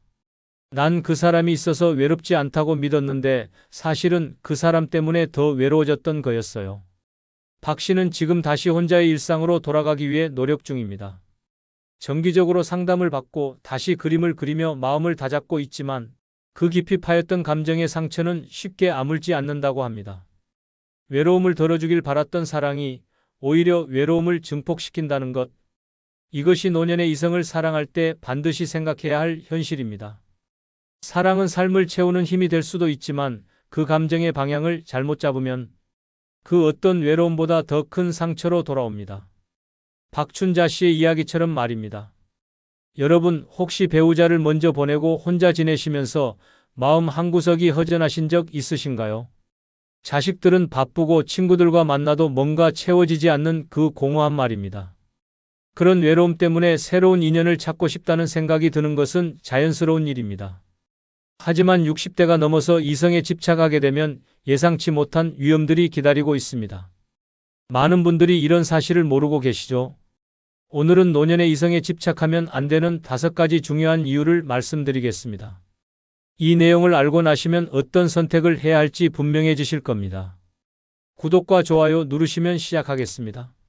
노년의 이성에 집착하면 절대 안 되는 첫 번째 이유는 젊은 시절과 완전히 다른 몸과 마음의 상태를 받아들이지 못하기 때문입니다. 99%의 노인들이 이 사실을 깨닫지 못해 비참하게 망합니다. 60대가 넘어서도 30대처럼 이성에 열광하는 분들을 보면 정말 안타까울 지경입니다. 이런 착각에 빠지면 노년이 지옥으로 변합니다. 현실을 무시하고 과거의 환상에 사로잡혀 살다가 전 재산을 잃고 가족에게 버림받고 건강까지 망가뜨리는 끔찍한 결말만 기다리고 있습니다. 이 진실을 지금 당장 받아들이지 않으면 인생 마지막까지 고통받게 될 것입니다. 가장 잔혹한 현실은 신체적 변화입니다. 아무리 부정해도 소용없습니다. 60대가 넘으면 몸은 이미 돌이킬 수 없이 늙어버렸습니다. 피부는 거칠어지고 주름투성이가 되었고 체형은 무너졌으며 모든 신체 기능이 급격히 저하됩니다. 그런데도 젊은 시절의 이성관계를 꿈꾸는 것은 완전한 망상입니다. 현실과 환상의 괴리가 클수록 더 깊은 절망에 빠지게 됩니다. 더 충격적인 것은 정신적 변화입니다. 나이가 들면 이성에 대한 욕구와 관심이 자연스럽게 감소합니다. 이것은 정상적인 노화 과정인데 억지로 젊은 시절의 감정을 되살리려고 하면 정신적 혼란에 빠집니다. 자신이 비정상적이라고 자책하거나 반대로 무리한 노력으로 몸과 마음을 혹사시키게 됩니다. 결국 우울증이나 불안장애 같은 정신질환으로 발전할 가능성이 매우 높습니다. 건강 파괴는 더욱 심각합니다. 당뇨, 고혈압, 심장병을 앓고 있는 몸으로 젊은 시절 같은 이성관계를 시도하는 것은 자살행위나 다름없습니다. 복용하는 약물들이 신체 기능에 영향을 미치는 상황에서 무리한 활동을 하면 돌연사할 수도 있습니다. 실제로 이런 이유로 응급실에 실려가는 노인들이 적지 않습니다. 경제적 파멸은 거의 확실합니다. 젊어 보이려고 성형수술에 수천만 원을 쏟아붓고 젊은 이성의 관심을 끌기 위해 명품이나 비싼 선물을 사주는 바보 같은 짓을 합니다. 연금과 저축으로 버텨야 하는 시기에 이런 미친 짓을 하면 노후 자금이 바닥나는 것은 시간 문제입니다. 결국 자식들에게 손을 벌리거나 기초생활수급자로 전락하게 됩니다. 가족관계 파탄도 피할 수 없습니다. 나이든 부모가 이성에 미쳐있는 모습을 보면 자녀들은 경악하고 분노합니다. 특히 젊은 이성과 만나거나 이상한 온라인 채팅을 하는 모습을 발견하면 완전히 등을 돌립니다. 가족들의 신뢰를 잃으면 정말 위급할 때 도움받을 곳이 없어집니다. 사회적 매장은 더욱 무섭습니다. 노인이 젊은 이성을 쫓아다니는 모습은 사회적으로 조롱과 혐오의 대상이 됩니다. 주변 사람들의 수군거림과 비웃음이 정신을 갈갈이 찢어 놓습니다. 한번 그런 소문이 퍼지면 어디서도 환영받지 못하는 존재가 됩니다. 진짜 인생의 의미를 찾을 기회도 완전히 날려버립니다.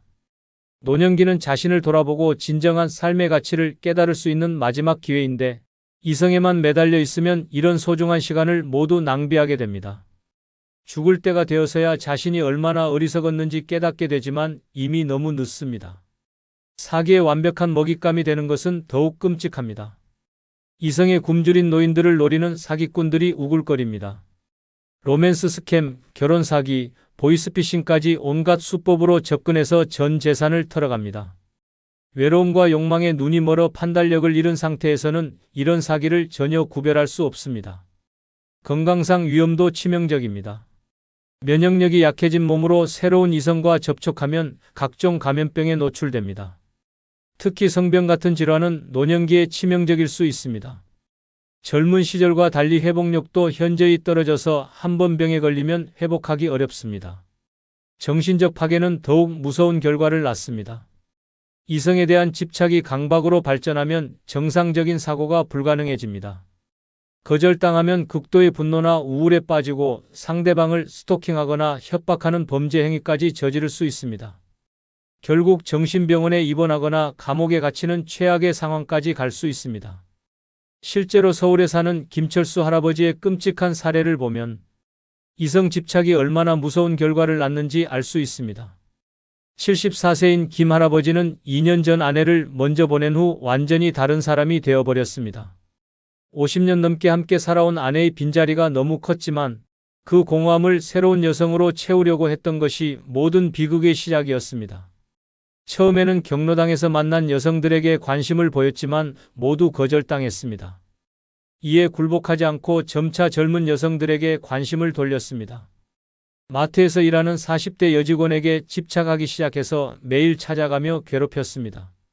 결국 출입금지 조치를 당했지만 포기하지 않았습니다.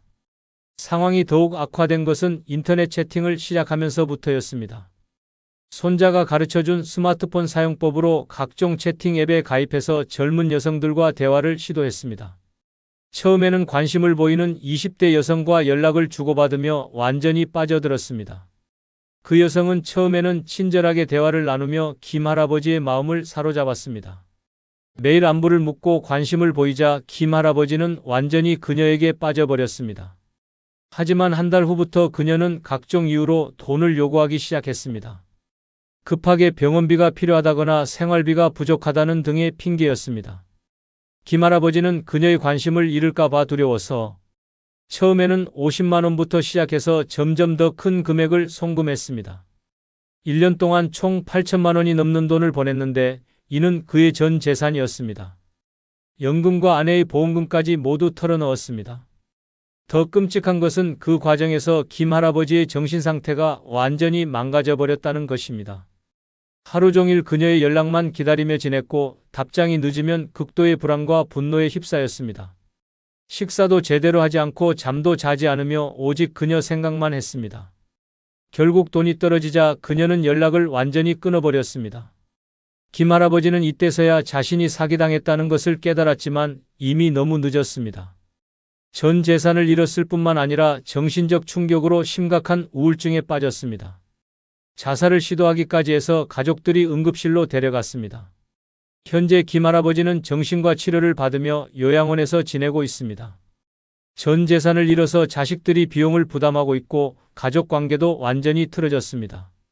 이성에 대한 집착 때문에 인생이 완전히 파멸되어 버린 것입니다. 만약 그가 나이에 맞는 자연스러운 감정 변화를 받아들였다면 이런 비극은 일어나지 않았을 것입니다. 노년의 이성에 집착하면 절대 안 되는 두 번째 이유는 사기꾼들의 완벽한 표적이 되어 전 재산을 잃고 파멸하기 때문입니다.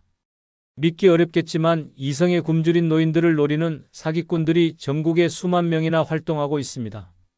이들은 노인의 외로움과 이성에 대한 갈망을 이용해 치밀하게 계획된 함정을 파놓습니다. 한 번 걸려들면 100% 전 재산을 잃습니다. 예외는 없습니다. 더 끔찍한 것은 돈만 잃는 게 아니라 정신까지 완전히 망가져서 폐인이 되어버린다는 사실입니다. 지금 이 순간에도 수많은 노인들이 이런 사기에 당해 비참하게 몰락하고 있습니다. 로맨스 스캠이라고 불리는 이 사기는 노인들을 완전히 파멸시키는 가장 악랄한 범죄입니다. 사기꾼들은 심리학을 완벽하게 연구해서 노인들의 약점을 정확히 파고듭니다. 외로움, 인정받고 싶은 욕구, 젊음에 대한 그리움, 이성에 대한 갈망까지 모든 것을 이용합니다. 마치 전문적인 연극배우처럼 완벽한 연기를 통해 노인들을 속입니다. 가장 무서운 것은 이들의 수법이 갈수록 정교해지고 있다는 점입니다. 예전처럼 단순한 문자나 전화만 하는 게 아닙니다. 가짜 프로필 사진을 만들고 허위 신분을 조작하고 심지어 음성 변조 기술까지 사용해서 젊은 여성인 것처럼 속입니다. SNS나 채팅 앱을 통해 자연스럽게 접근해서 마치 우연한 만남인 것처럼 연출합니다. 이들은 노인의 심리를 완벽하게 꿰뚫고 있습니다. 처음에는 절대 돈 이야기를 하지 않습니다. 몇 주, 몇 달 동안 꾸준히 관심을 보이고 애정을 표현하며 완전히 마음을 사로잡습니다. 매일 안부를 묻고 따뜻한 말을 건네고 심지어 사랑한다는 말까지 합니다. 외로웠던 노인은 이런 관심에 완전히 빠져들게 됩니다. 노인이 완전히 마음을 열고 신뢰하게 되면 그때부터 본격적인 사기가 시작됩니다. 처음에는 작은 금액부터 요구합니다. 갑자기 병원에 가야 한다거나 급한 일이 생겼다거나 하는 그럴듯한 이유를 댑니다. 사랑에 빠진 노인은 의심 없이 돈을 보냅니다. 그러면 고마워하며 더욱 애정 표현을 늘립니다. 이런 과정이 반복되면서 요구하는 금액은 점점 커집니다. 가족이 위독하다, 사업에 문제가 생겼다, 빚을 갚아야 한다는 등 더욱 절박한 상황을 연출합니다. 노인은 사랑하는 사람을 도와야 한다는 생각에 연금, 저축, 심지어 집까지 팔아서 돈을 보냅니다. 수천만 원, 수억 원까지 털리는 경우도 흔합니다. 가장 잔혹한 것은 돈을 다 털어낸 후의 상황입니다. 더 이상 뜯어낼 것이 없다고 판단되면 사기꾼들은 완전히 자취를 감춥니다. 연락이 끊어지고 모든 계정이 삭제되고 마치 그런 사람이 존재하지 않았던 것처럼 사라져버립니다. 그제서야 노인은 자신이 사기당했다는 현실을 깨닫게 됩니다. 이때의 충격은 상상을 초월합니다. 전 재산을 잃은 경제적 타격도 크지만 정신적 충격은 더욱 치명적입니다. 사랑한다고 믿었던 사람이 사실은 돈만 노린 사기꾼이었다는 배신감, 자신이 얼마나 바보였는지에 대한 자괴감, 가족들에게 어떻게 설명해야 할지에 대한 두려움이 한꺼번에 몰려옵니다. 많은 피해자들이 이 충격을 견디지 못하고 극단적인 선택을 합니다. 자살률이 일반인보다 10배 이상 높다는 통계도 있습니다. 살아남더라도 심각한 우울증이나 치매로 발전하는 경우가 대부분입니다. 정신적 충격으로 인한 스트레스가 뇌 기능을 급격히 악화시키기 때문입니다. 가족관계 파탄도 피할 수 없습니다.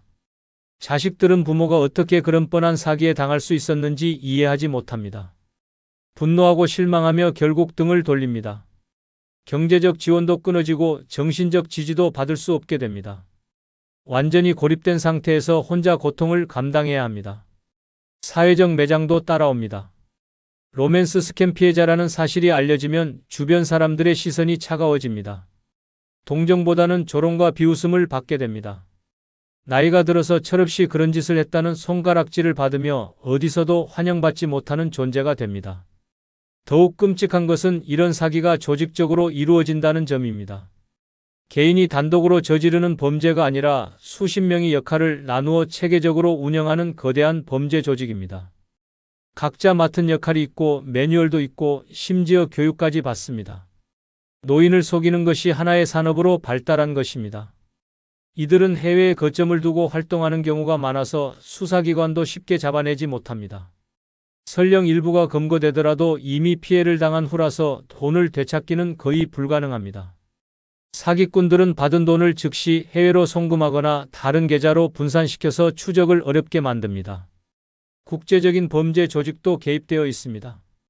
동남아시아나 아프리카의 범죄 조직들이 한국의 노인들을 표적으로 삼고 있습니다. 이들은 한국어를 유창하게 구사하는 현지인들을 고용하거나 한국에서 활동하던 사기꾼들을 스카우트해서 더욱 정교한 사기를 벌입니다. 기술의 발달로 사기 수법도 갈수록 진화하고 있습니다. 인공지능을 이용해서 가짜 음성을 만들어내거나 딥페이크 기술로 가짜 영상을 제작하기도 합니다. 실제로 존재하지 않는 사람의 프로필을 완벽하게 조작해서 마치 실제 인물인 것처럼 속입니다. 온라인 데이팅 사이트나 채팅 앱들도 이들의 주요 활동 무대입니다. 이런 플랫폼들이 늘어나면서 사기꾼들의 활동 범위도 더욱 넓어졌습니다. 노인들이 이런 앱들을 사용하는 경우가 증가하면서 피해도 급격히 늘어나고 있습니다. 실제로 대구에 사는 이영희 할머니의 참혹한 사례를 보면 로맨스 스캠이 얼마나 무서운지 알 수 있습니다. 68세인 이 할머니는 1년 전 남편을 먼저 보낸 후 극심한 외로움에 시달렸습니다. 자식들도 바빠서 자주 찾아오지 못하는 상황에서 혼자 지내는 시간이 너무나 힘들었습니다. 그러던 중 우연히 알게 된 채팅 앱에서 자신을 35세 사업가라고 소개하는 남성과 만나게 되었습니다. 그는 매일 안부를 묻고 따뜻한 말을 건네며 이 할머니의 마음을 사로잡았습니다.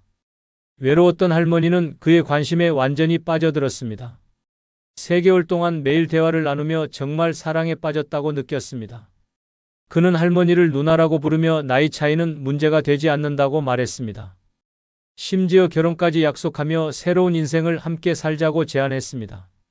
하지만 4개월째부터 상황이 바뀌기 시작했습니다.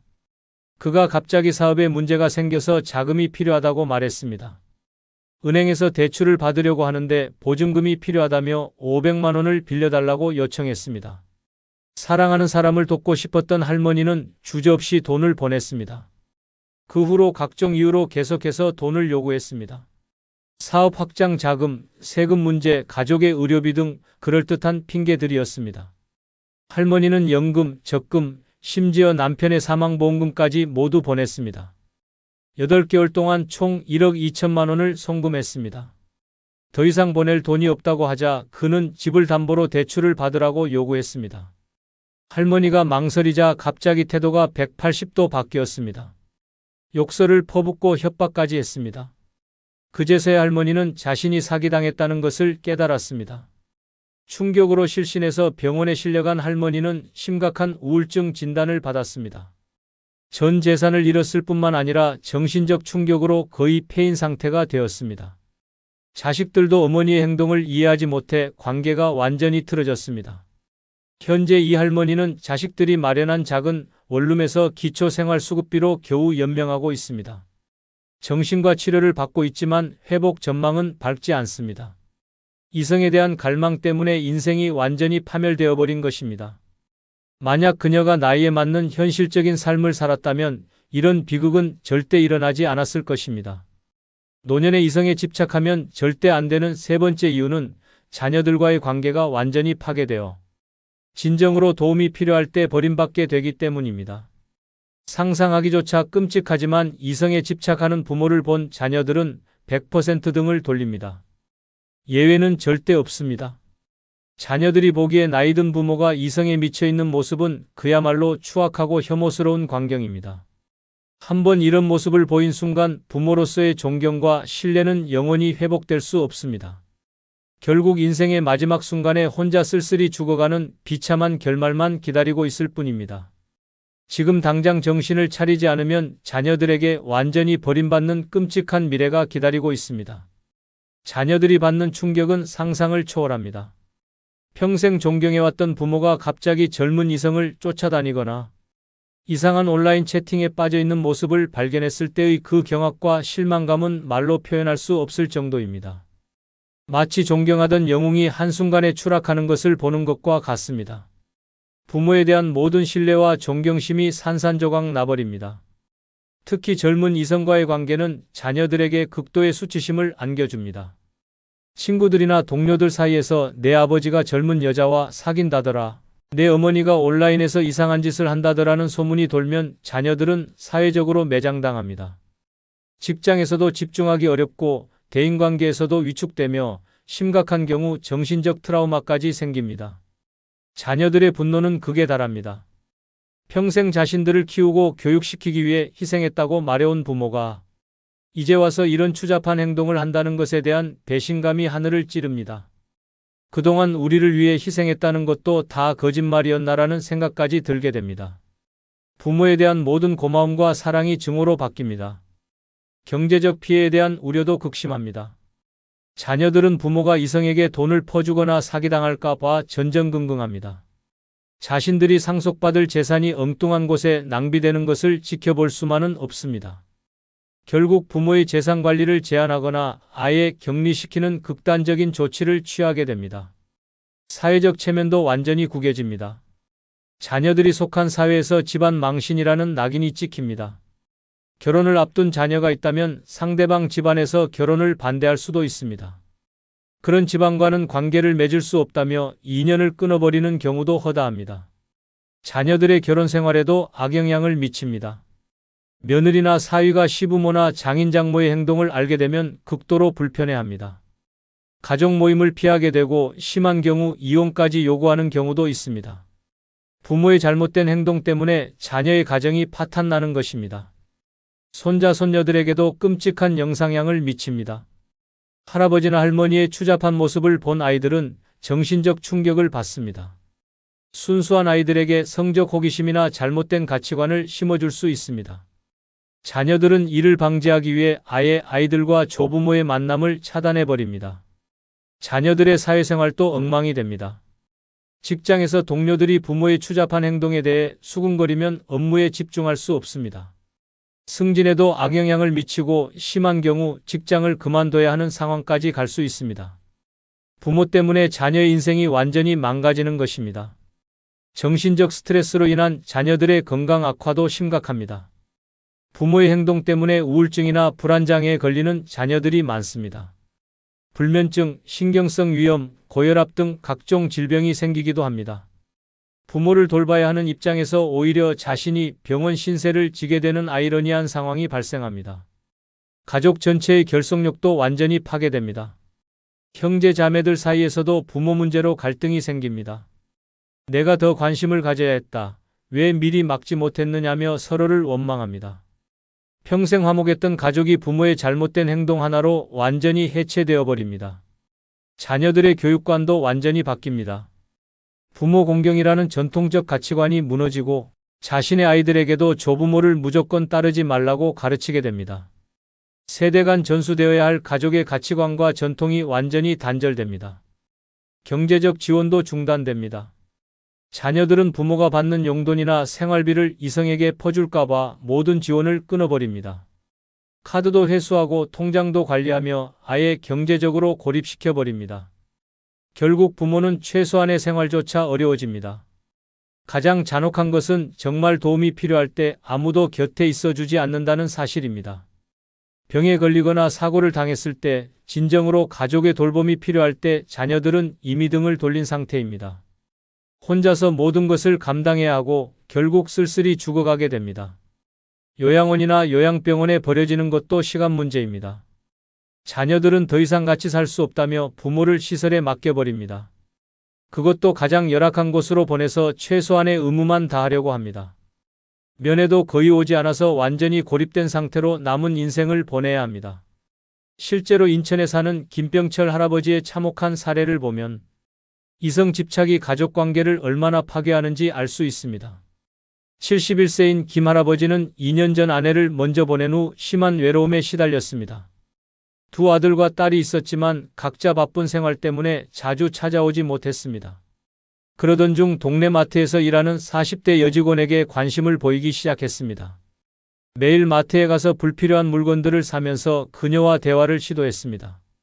처음에는 친절하게 응대하던 그녀도 점차 부담스러워했지만 김 할아버지는 포기하지 않았습니다. 상황이 심각해진 것은 그녀에게 선물을 주기 시작하면서부터였습니다. 비싼 화장품, 명품 가방, 금목걸이 등을 사서 전해주려고 했습니다. 여직원이 거절하자 더욱 집착적으로 변했습니다. 마트 앞에서 몇 시간씩 기다리거나 퇴근길을 따라다니는 스토킹 행위까지 했습니다. 결국 마트에서 출입금지 조치를 당했지만 김 할아버지는 멈추지 않았습니다. 그녀의 집 주소를 알아내서 집 앞까지 찾아가 소란을 피웠습니다. 급기야 경찰까지 출동하는 사태가 벌어졌고 이 소식이 동네의 소문으로 퍼졌습니다. 첫째 아들이 이 사실을 알게 된 것은 동네 사람의 전화를 받고 나서였습니다. 아버지가 젊은 여자를 쫓아다니며 민폐를 끼치고 있다는 내용이었습니다. 충격을 받은 아들은 즉시 아버지를 찾아가 따졌지만 김할아버지는 진짜 사랑이라며 전혀 잘못을 인정하지 않았습니다. 둘째 아들과 딸도 이 사실을 알게 되자 가족회의를 열었습니다. 형제들은 아버지의 행동에 경악했고 특히 딸은 아버지 얼굴을 볼 수가 없다며 울분을 터뜨렸습니다. 며느리들도 시아버지가 그런 사람인 줄 몰랐다며 극도로 불쾌해했습니다.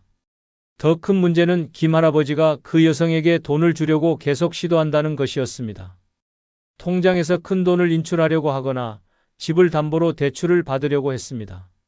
자녀들은 경제적 피해를 막기 위해 아버지의 통장과 카드를 모두 회수했습니다. 김 할아버지는 자녀들의 조치에 분노했고 가족 간의 갈등은 극에 달했습니다. 내 돈을 왜 건드리느냐, 내 인생인데 왜 간섭하느냐며 고함을 쳤습니다. 심지어 자녀들을 상대로 소송을 걸겠다고 협박까지 했습니다. 자녀들의 사회생활도 큰 타격을 받았습니다. 첫째 아들은 직장에서 동료들의 수군거림을 견디지 못해 결국 사직했습니다. 딸은 시댁에서 그런 아버지를 둔 며느리는 받아들일 수 없다며 이혼을 종용받았습니다. 둘째 아들은 스트레스로 위궤양이 생겨 병원 신세를 지게 되었습니다. 손자 손녀들에게도 악영향이 미쳤습니다. 학교에서 내 할아버지가 이상한 사람이래라는 놀림을 받은 손자는 등교를 거부하기 시작했습니다. 순수했던 아이들이 할아버지에 대한 혐오감을 갖게 되었습니다. 결국 자녀들은 아버지와 완전히 연을 끊기로 결정했습니다. 안전을 위해 요양원에 입소시켰고 최소한의 생활비만 지원하기로 했습니다. 면회도 거의 가지 않고 전화 연락도 끊었습니다. 가족 사진에서도 아버지를 지워버렸습니다.